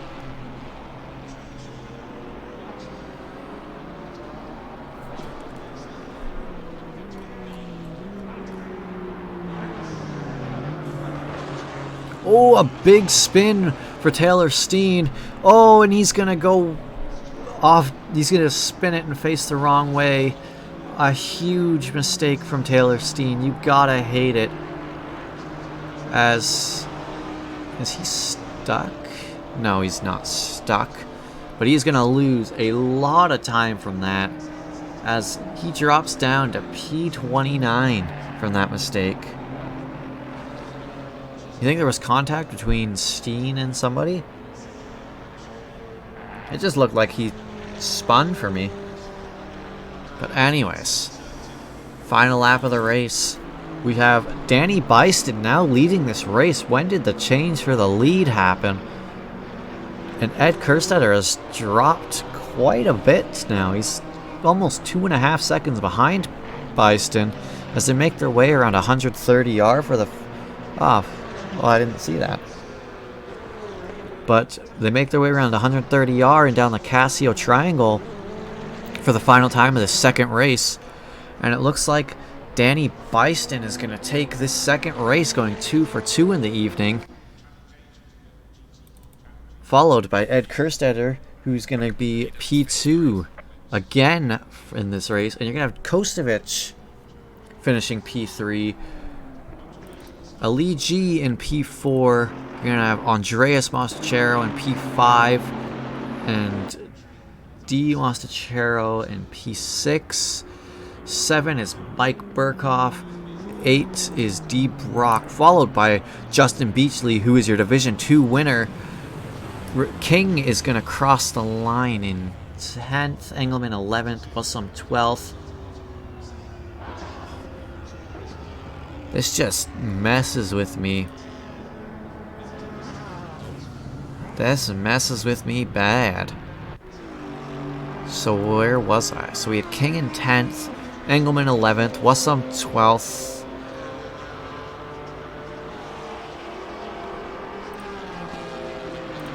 I'm lost. So, we'll go to the main menu so I actually know what we're dealing with here. So we have Byston P1 again, 2 for 2 for the night. Kerstetter, he's 2 for 2 in P2 for the night. And you got Kostovich. He takes the final podium position for race number 2, as he did not finish in podium for race 1, as Mike Burkhoff finished race 1 in P3. You got Justin Beachley taking Division 2. The win for Division 2, followed by Engelman and Bussum.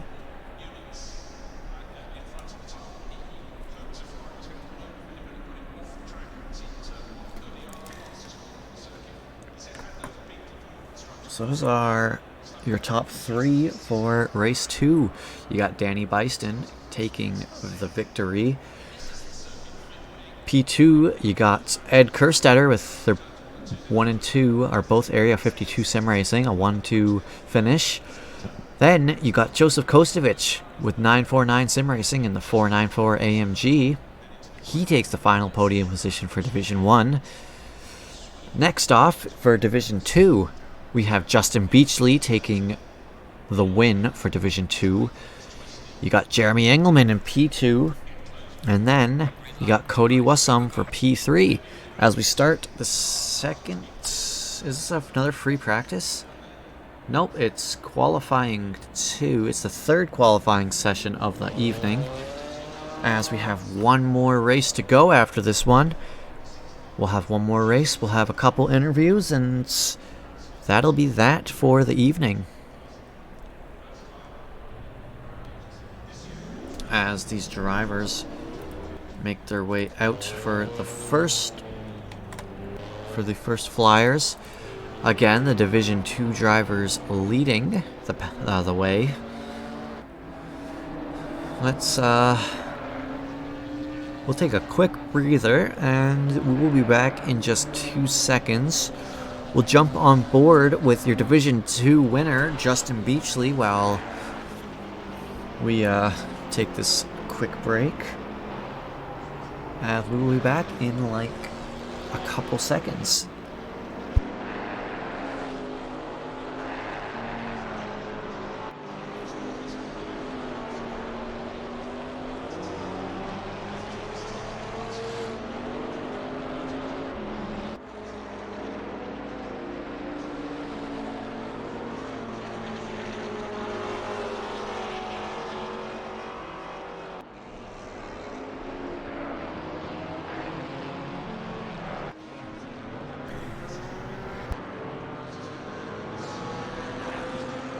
Vulcan, well, we're back.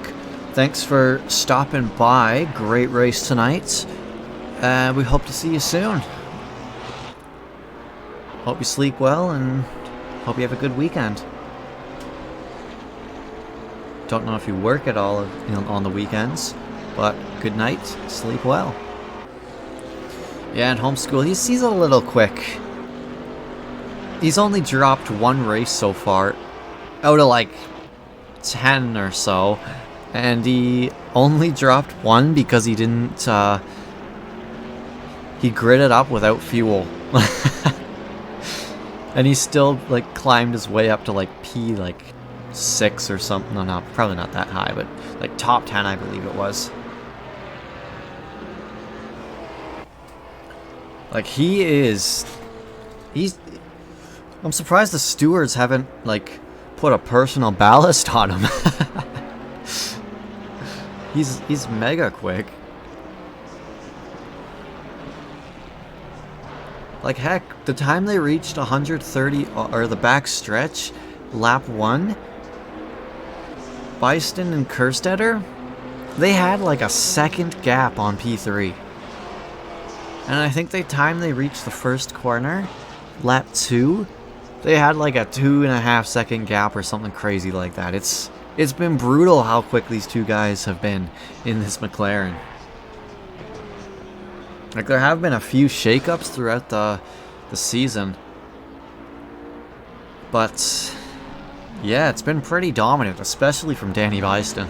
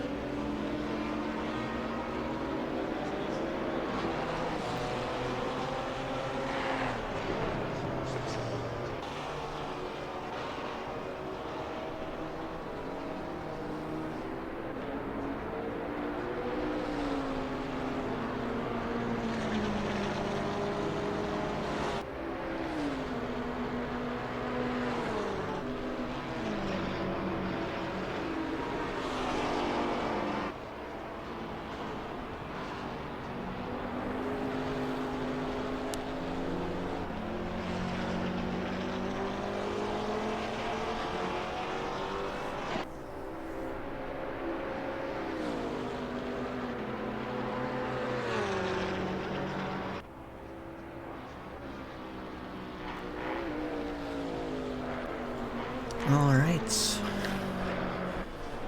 These drivers are going to be putting down their only laps of the session, it would seem, as Division 1 qualifying just starts. We'll see where Justin Beachley will place on the starting grid for Division 2.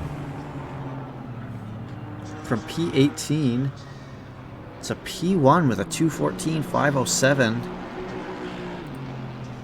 Where are we? So there has been a few laps set. Engelman taking provisional pole for Division 2 with a 2:13.925. Justin Beachley. Oh, Robert Lewis quickly dethrones him with a 2:13.565. As some of these drivers, it looks like 17? Where's 17 at? Eric Miller. Currently sitting P31. He's going to cross the line from 31 all the way up to 5.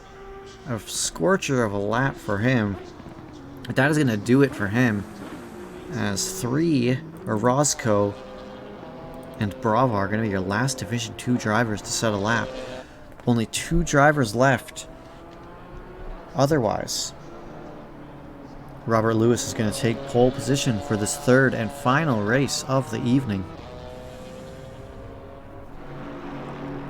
As Orozco, he calls it quits, as now Bravo is the only one who has a say with this Division 2 grid order. As he makes his way around 130R, he makes his way towards the Casio Triangle, through the Casio Triangle right now. As he makes his way around the final corner and comes down the main straight in the Tacos Loco 67 BMW. Is he going to be able to jump from P6? He's got 6/10 in the bag. It looks like he might be able to jump up a little bit from P6 to P4 with a 2:15.042 as these Division 2 drivers are about to start their first flyer of the session.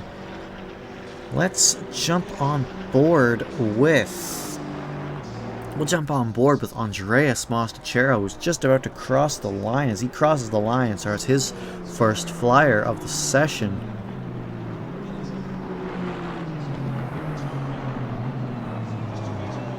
As he goes a little wide there, I believe.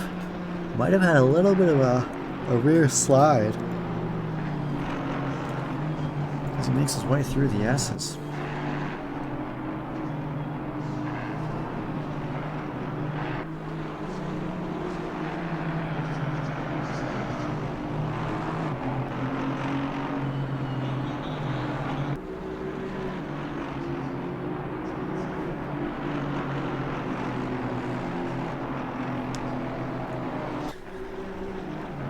Makes his way around Degner with his teammate and brother D. Mostachero following closely behind.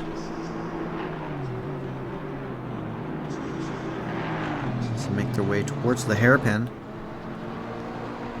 As Ed Kerstetter, it looks like he's going to be the first one to cross the line, but still a little bit to go until he crosses the line and sets the bar for Division 1.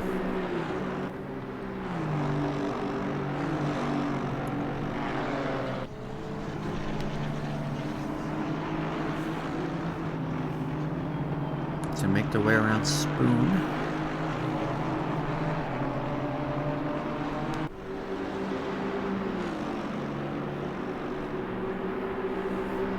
Down the back stretch, making their way towards 130R and starting the final sector.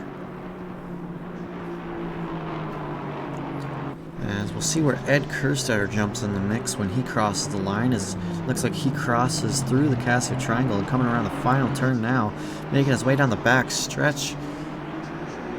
As Andreas Mostachero is coming around the back stretch now, Kerstetter is going to cross the line with an 11.487, putting him into provisional pole, followed closely by Ali G with an 11.510 in P2. Next you have D. Mostachero in third, but he quickly gets dethroned by Munir and Kostovic in P4. Then you have Tansky all the way down into P9 after his first flyer. You got King, P11 with a 2:14.952. Did I say P14? P11, sorry. You got Brock with a 2:14.155 in P8. Where is Danny Byston? As Byston's last lap was an invalid 2:11.250. If he would have stuck that lap, he would have taken provisional pole, but he invalidated somewhere, as these drivers are but they are on their last lap of this qualifying session, the final qualifying session of the evening, as they make their way around 200R towards Spoon.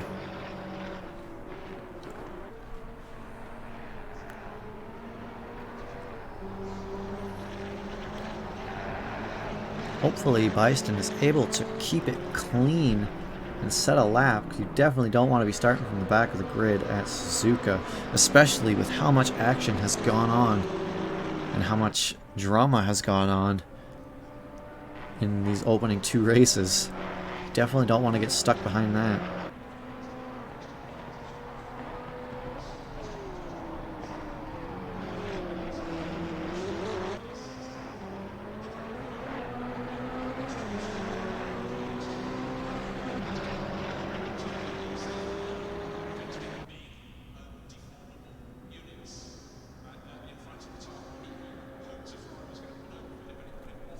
As Byston is going to cross the line with a 2:11.252, taking provisional pole. Taking pole away from his teammate. Ali G is not going to be able to put a stop to it. Munir, P4. Mostachero, P5. Kostovic, P6. Other Mostachero, P7. But Brock, is he going to have anything to say about it? 2:14.1. He is not going to be able to improve. King, I don't believe he improved either. As it looks like we have Danny Byston taking pole position for the second time tonight. You have Ed Kerstetter in P2 and Ali G in P3. Now going down to Division 2 as we see the chat showdown time for between Peach and Louis. So Division 2, we had Robert Lewis taking pole for Division 2. Jeremy Engelman in Division 2 P2, and Justin Beachley, after taking the win last race for Division 2, he is going to be starting from P3 in Division 2. As we now crossed over, this is the final race of the evening. This will be the final time we go down the grid. Yeah, and that was real close.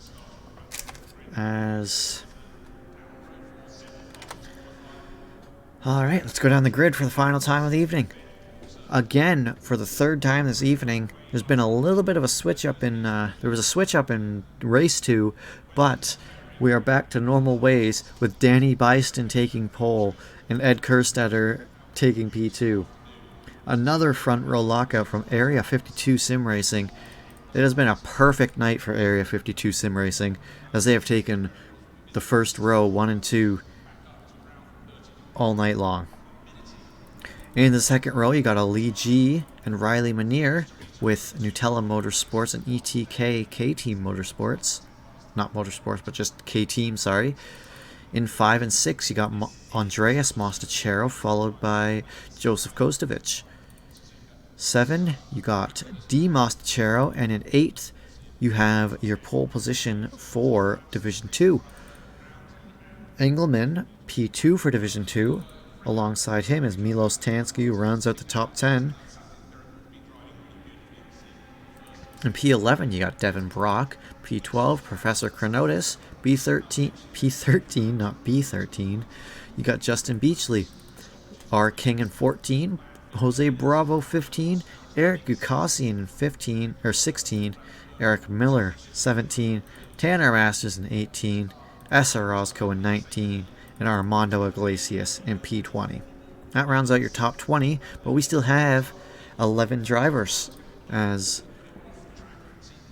one of these drivers being Jason Roy Alvarez with Safety Car Audi. Alongside him, you have Dylan Smith with HMS Racing, followed by Andrew Pickerel, Cody Wassum, Jason Provolone in P25, Taylor Steen in P26. You got Mike Burkhoff with Good Humor Racing in the 47 Camaro. Denny P, another HMS Racing car, in P28. You got Barney in 29, George Elmer in 30, and you got Jarek Snyder rounding out the grid in P31. As we have about 20 seconds now before we start this warm-up lap for the final time of the evening, and we will get underway of the final race in just a couple minutes' time.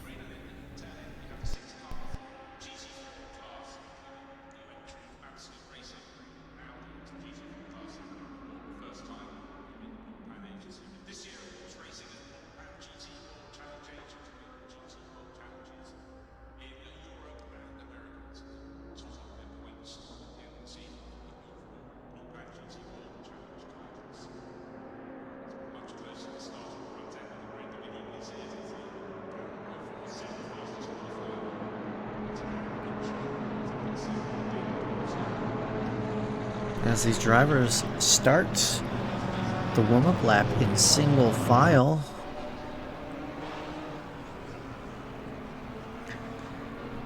as the Area 52 boys, it has been a 1-2 finish for both races so far, with Danny Byston winning both and Ed Kerstetter taking P2 in both. Are we going to see the same results in P3, or is this final race going to be the spiciest and it's going to spice up the grid a little bit? Only time will tell. Only 15 minutes will tell once we go green. But the way these two Area 52 sim racing boys have started this evening, they seem to be unstoppable tonight.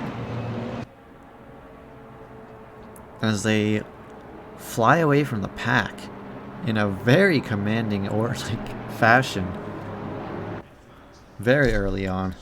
And they just continue to grow that gap. But now, you had Lewis winning race 1 with Engelman P2. And Engelman in P2 for race 2, and Lewis not even on the podium. Engelman has been pretty consistent tonight. He has finished P2 in both races for Division 2. Is he going to be able to finally get that Division 2 win, or is he going to finish P2 again? Or is he not even going to finish podium? Only time will tell, as anything can happen in sim racing.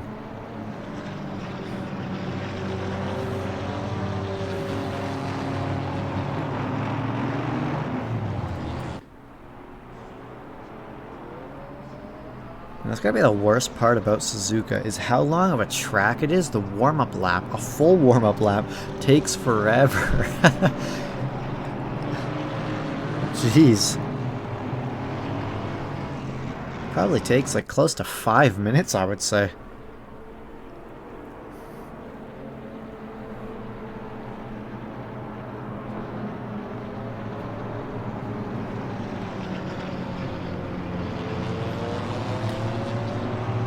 As the evening is drawing to a close, but not without one more race to go. As any second now, these drivers are gonna get the go-ahead to line up in double file.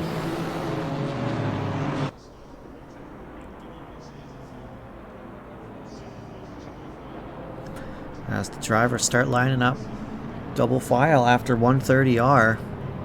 So you see all these drivers and the ones in the background lining up side by side. We're going to go through the Casio Triangle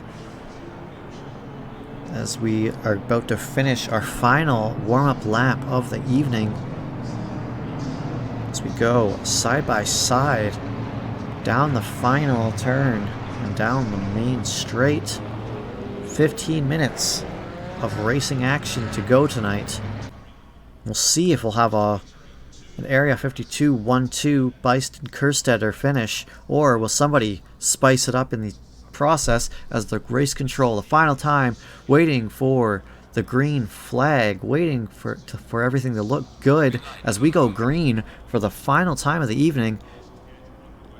And we are live. The final 15 minutes, as it looks like Manier got a great start, is able to pass a lead G, as Byston is able to hold on to P1 for now, followed closely by Ed Kerstetter and Riley Manier, followed by Elite G, Andreas Mostachero, Kostovic, Robert Lewis. And yeah, Robert Lewis still leading Division 2, followed closely by Engelman though. As we just started, everyone's going to be bunched up, and it is still anybody's game towards the beginning of this race.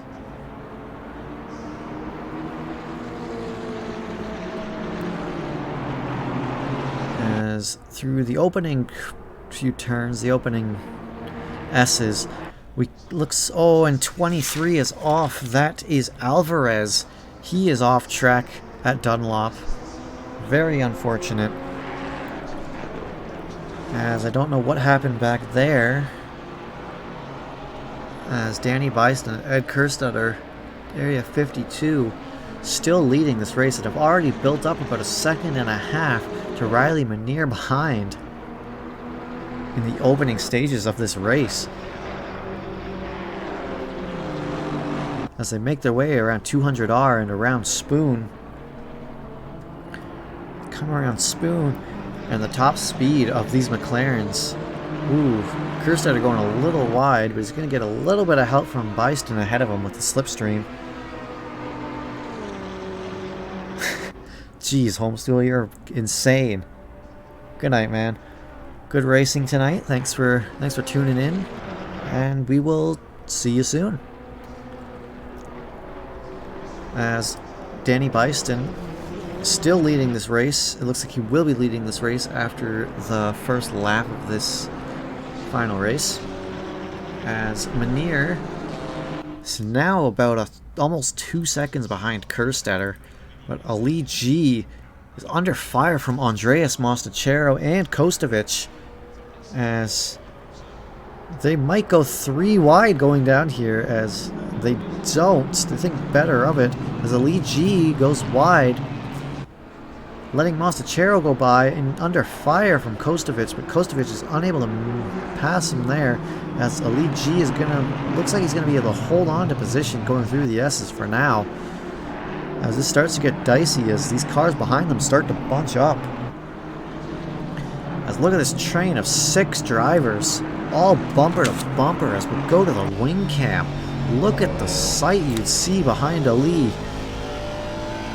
As it is just insane, as Kostovic is trying to make a move onto Mostachero. He's going to have the inside line going into Degner. This could be terrible, as they touch, and Kostovic is going to be sent off track.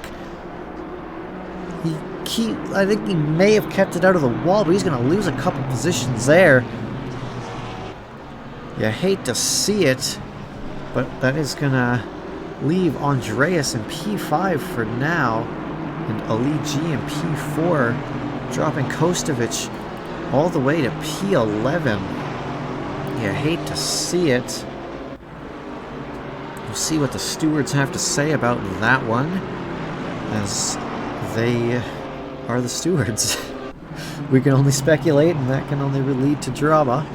As now we're on board with R. King, who's being hunted down by Tanner Masters.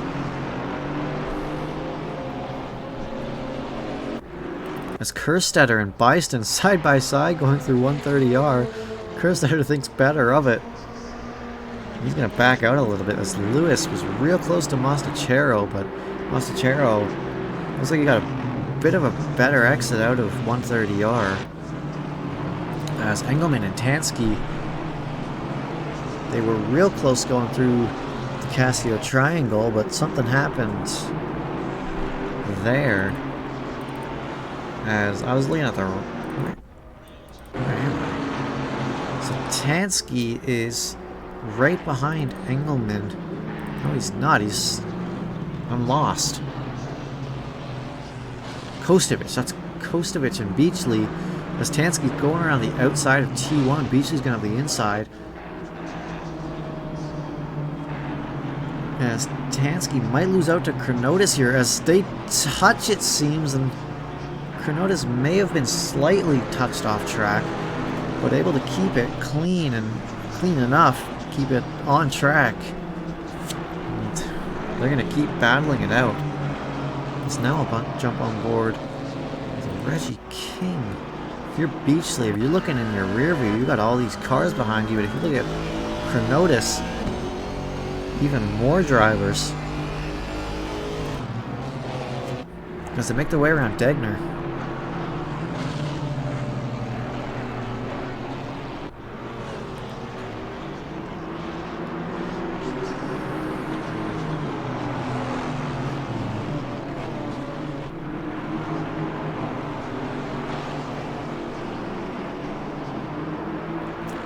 As a big battle is broken out going around 200R.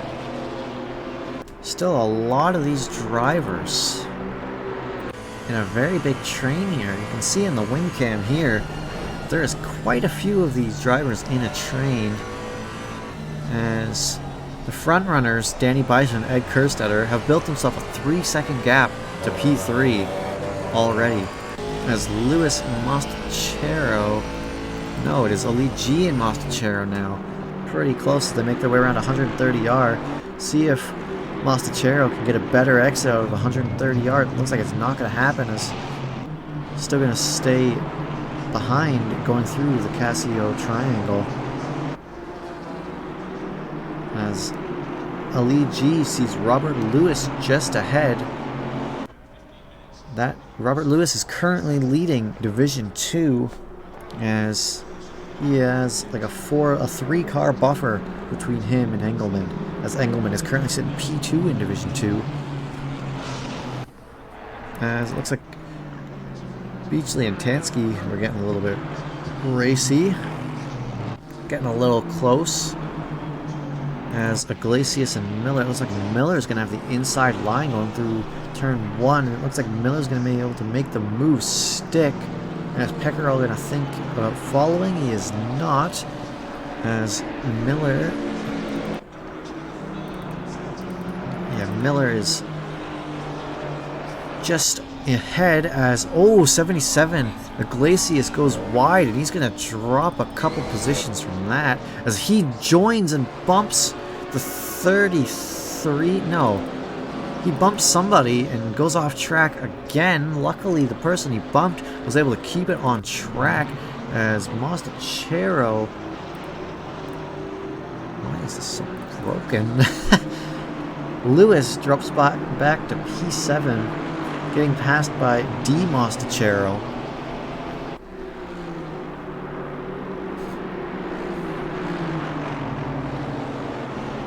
It looks like he might try to make a move on the inside spoon. It's not going to happen, as he's still going to sit P7, as these drivers would not be fighting for division, but the longer Lewis can keep a buffer to the cars behind, the better chance he has in the end. As now we got a Roscoe, Snyder, and Provolone all bumper to bumper right now, with Elmer slowly climbing his way into contention of this fight.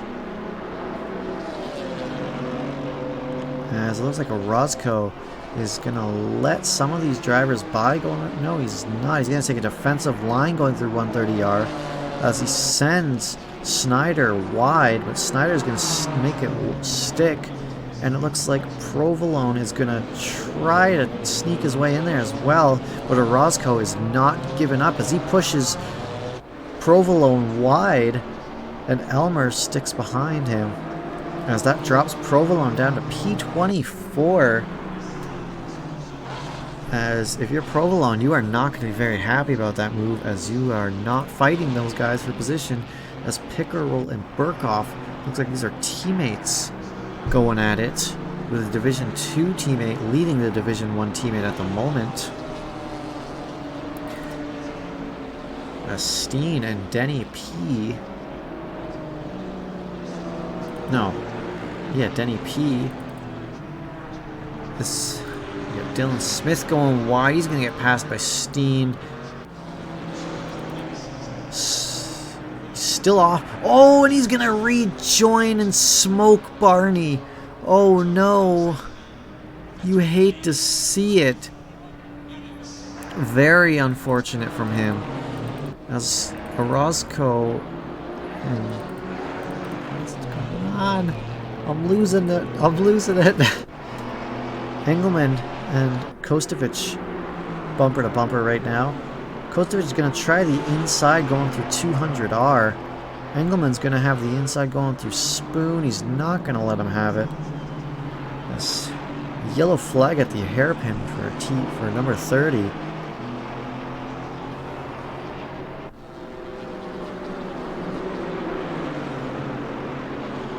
They make their way around the back stretch. Kostovic is going to challenge him on the inside line. And he's going to get past, going around 130R into the Casio triangle. Pushing Kostovic up to P8. And Ed Kerstetter was able to get by Danny Bison at one point in time. And that sends Bison into P2. And Ed Kerstetter leads this final race. But they now have a 4.7 second lead, or gap, to Manier in P3. They are just cruising at this point. I wonder if they have a cruise control button in their car, because they are gonna need it. Oh no, Elite G, your game crashed? Oh no, that's unfortunate. I'm so sorry to hear that. Because you were running P4, I believe. As Lewis and Mostachero are still battling it out. Not in the same division. Big F indeed. You hate to see it.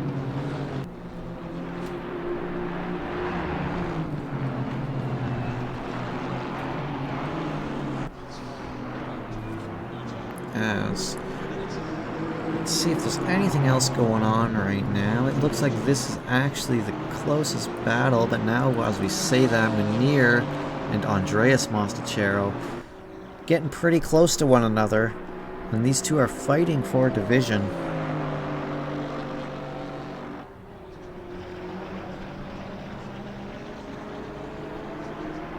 They make their way around Spoon. Almost 6 seconds behind P2 now. So with the slipstream, Manir might have to take a more defensive line going into 130R, but it seems like the top speed of the Aston isn't going to be enough, even with the help of the slipstream, as Manir is going to be able to hold on to P3 with Mostachero closely behind. As Lewis is under fire from the other Mostachero, as the other Mostachero is gonna not try the inside, going through the Casio triangle, as Ed Kerstetter and Danny Byston start the final lap of the session. And it is going to be the final lap of the evening, as this is the final race of the evening, the final race of 3, which has been a blowout for the Area 52 Sim Racing gang. They have been on cruise control basically since lap like 3. It has been insane. As Mostachero and Manir are going to go side by side going through the S's. They're going to hopefully keep it clean. It looks like there was a little bit of a touch, and that's going to cost Andreas to go a little wide, and Manir is going to hold on to P3 for now, as Andreas is running out of time to make the pass happen, as he's going to go a little wide going around that turn, going around the Degner, so make their way towards the hairpin. As Chronotis is under fire from King, as they make their way around the Degner turns and towards the hairpin.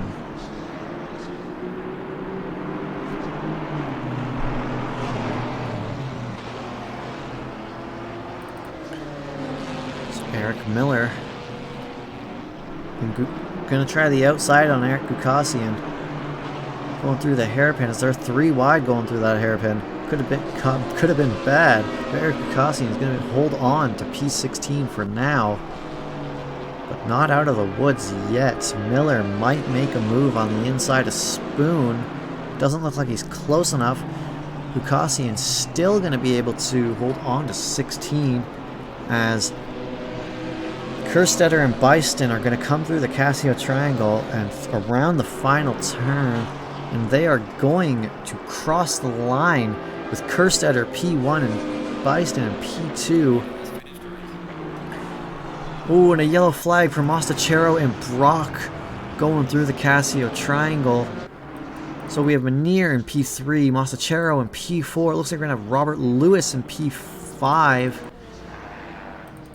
What is going... Kostovich in P6, Engelman in P7, Brock in P8, Tansky in P9, Justin Beachley in P10, the other Mostachero in P11, Chronotis 12, King 13, Masters in 14, Bravo 15, Gukasian 16, Miller 17, Burkhoff 18, Pickerel 19, Snyder 20th, George Elmer in 21st, Jason Provolone in 22nd, Armando Iglesias in 23rd, Steen in 24th, Orozco 25, Denny P in 26, Alvarez 27, followed closely by Barney in 28 and Smith in 29th, and Wassum in 30th, I think. So we'll return to garage. I'll get these top 3 written down real quick. So we got Kerstetter, Beiston, and Manier. Then for Division 2, you got Lewis. Looks like Lewis, Beachley, and Masters? Or am I missing somebody? I feel like I'm missing somebody. No, it looks like that's it. It looks like it was Lewis, Beachley, and Masters.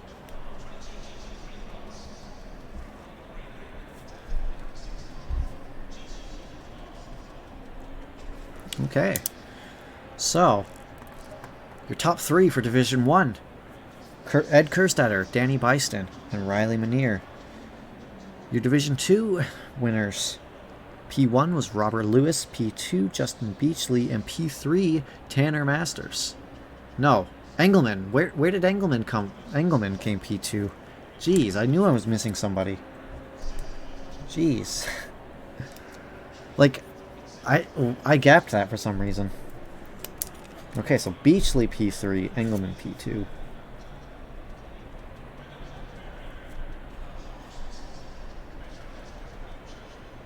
He just didn't show up for some reason.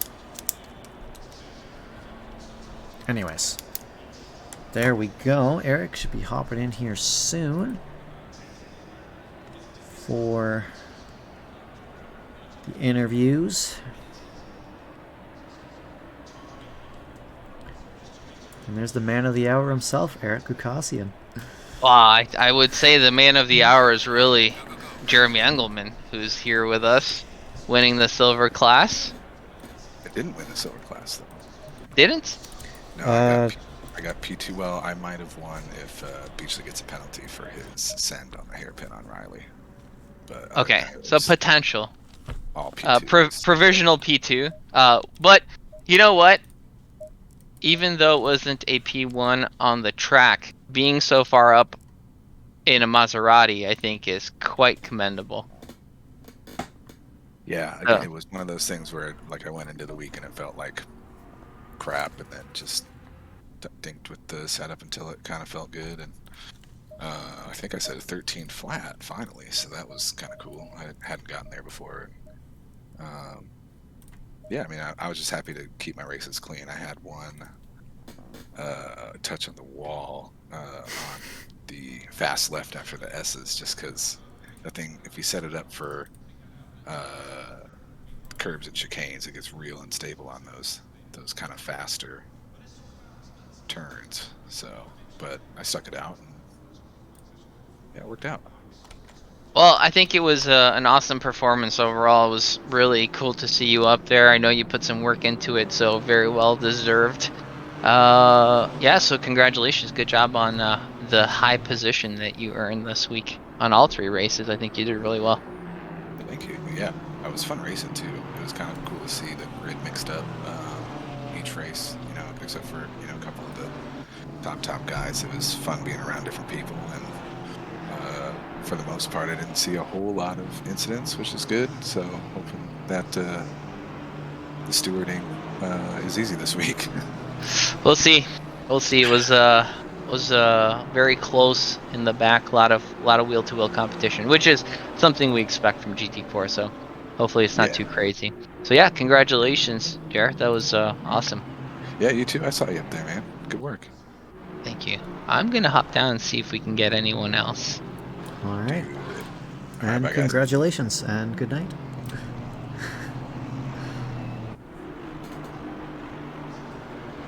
So, we're just waiting for Mr. Eric Gukasian, seeing if we can get some winners in here, and kind of talking to him about the races.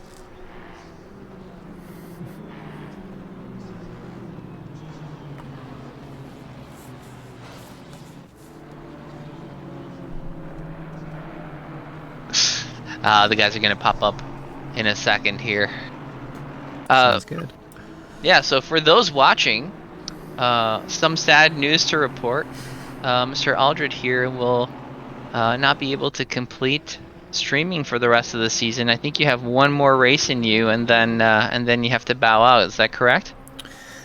Yeah, you'd be correct. I'm able to do Bathurst next week, but after that, I start school on the Monday, so I'll have to hang up the microphone for now. So, I just wanted to say two things. One, Reid, you are and have been awesome. We really appreciate you being a part of the community and taking on the streaming responsibility. I think everybody, I can speak for everyone in saying that we've really, really enjoyed your streams. And for those watching, if there's anyone out there who wants to take up the role, there's no experience necessary. I think, Reid, you came in without having really commentated before, right? Yeah, so I did one season with Whelpcakes, the 949 guy. We casted, and then I did basically one season on my own for Split 2, and yeah, that was about it. So you did come with experience. That's awesome. But yeah, like I was trying to say before, no experience necessary. So if anyone out there wants to hop on and try to commentate the rest of our season, we would love to have somebody. And with that, I will say what's up to you. We have Mr. Robert Lewis, Danny Basin, and Ed Kerstetter in here. I think all winners at some point in time. I think Ed won the last race. I know Mr. Beltan here won the silver division. And Danny, did you win one of the races? I'm sorry, didn't look at all of the results just yet. I think so. Yeah, Danny won race 1 and 2, and Kerstetter came second 1 and 2, and then Kerstetter won third, and Byston came second and third. So pretty dominant from the Area 52 guys. Yeah, that's awesome to see. How did Suzuka treat you guys other than well in the scale of the Area 52 things? I have to say that it treated us really well. I mean, Suzuka's a fun track to race on, and it was really awesome to finally get to battle Ed. Because we've always been like, either he wasn't able to make a race or like I forget fuel, stuff like that. So it was a lot of fun. So I do again want to apologize to you all and all of the rest of our drivers. There was a big error clearly in that we had the pits turned on for the first race, as if we don't have enough variability in our GT4 races. We unfortunately had that added variability and it caught out a bunch of people.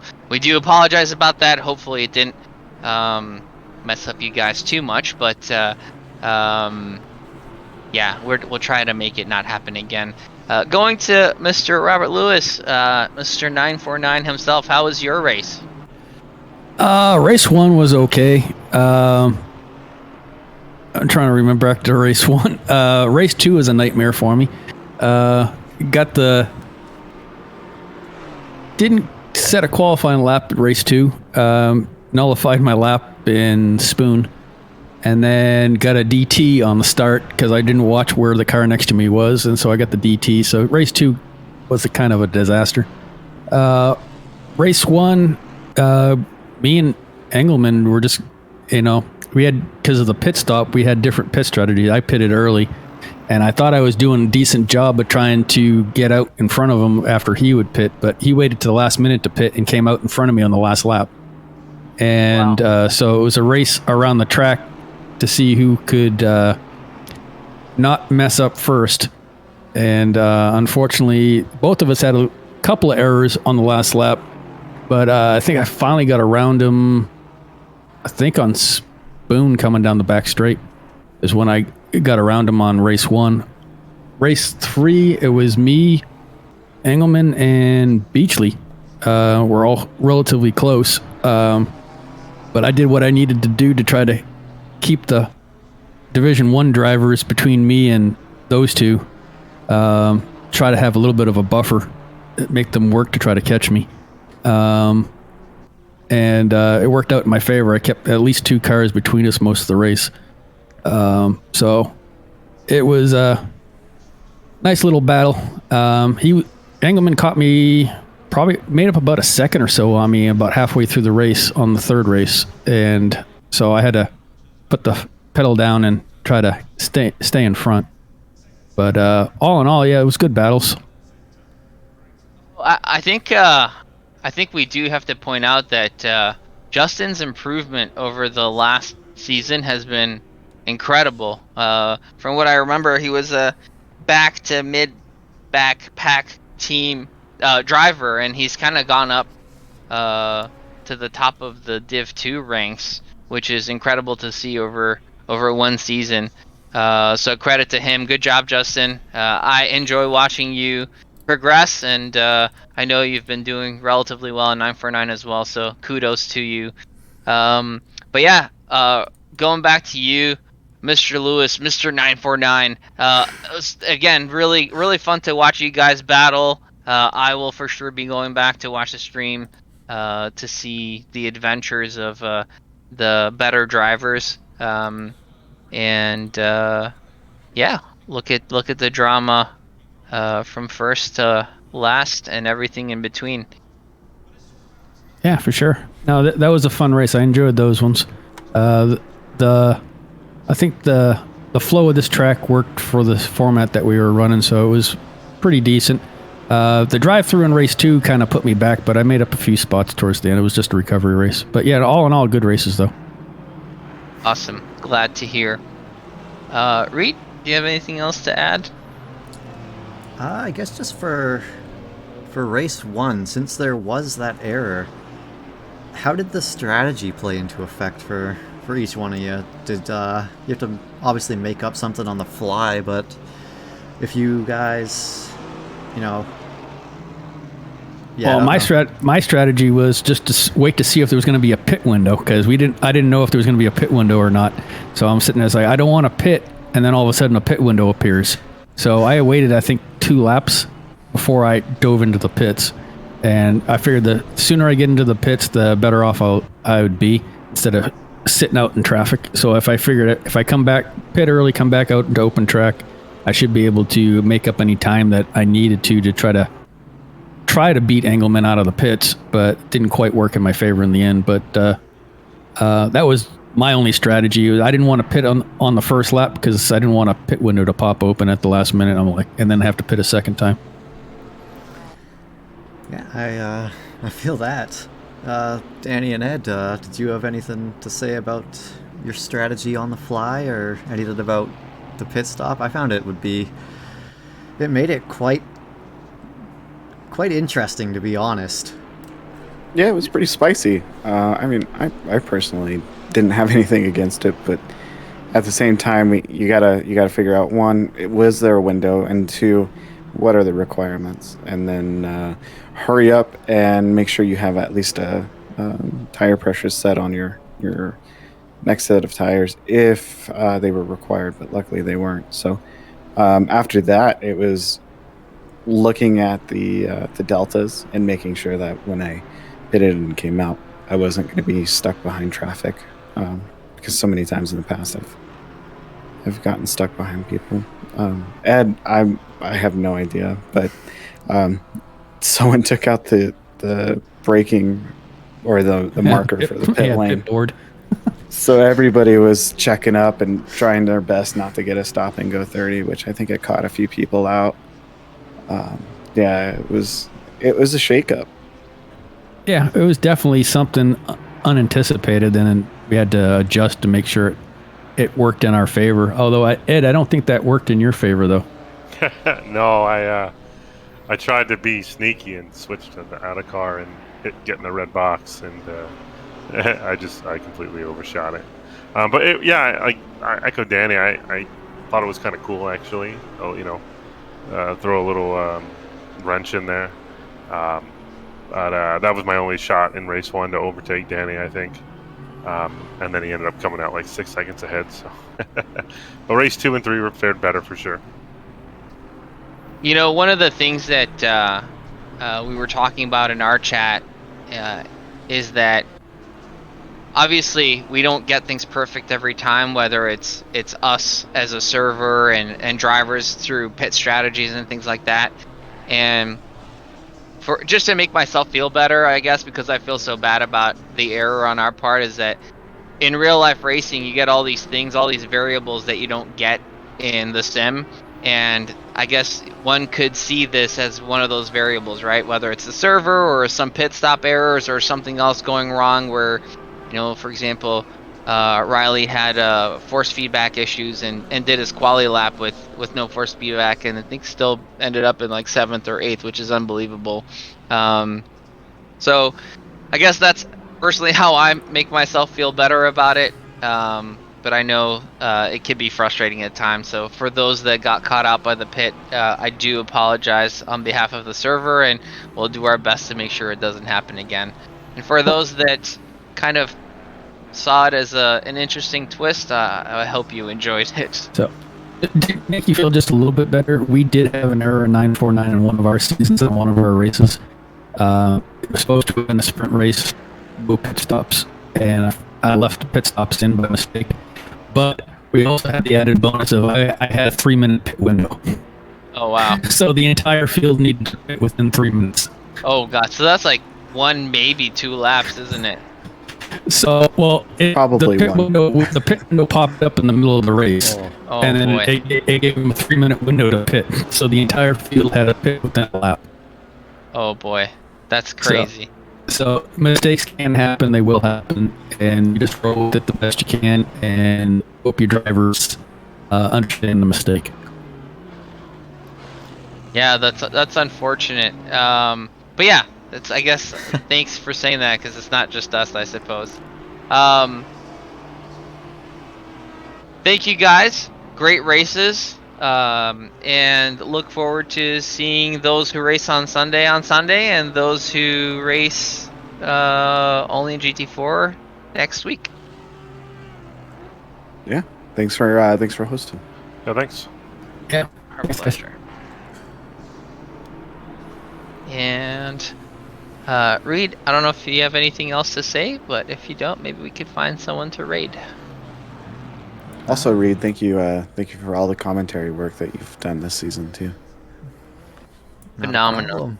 Unfortunately, I gotta cut it a little bit short due to school, but life goes on, and that's a little bit more important, unfortunately.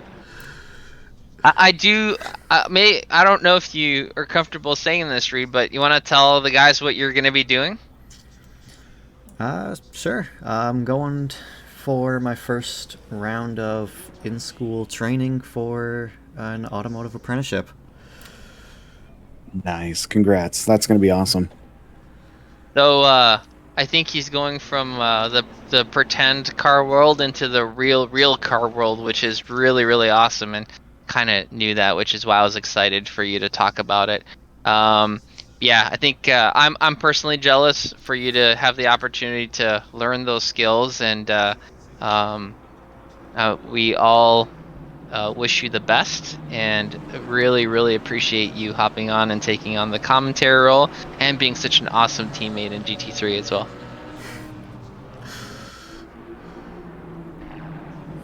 All right. Thanks, everyone. Hope you enjoyed the stream, and we're going to throw it over to Huff. I think he's on. So have a great night, and see you on Sunday. Have a good night. Good night, everyone. Bye.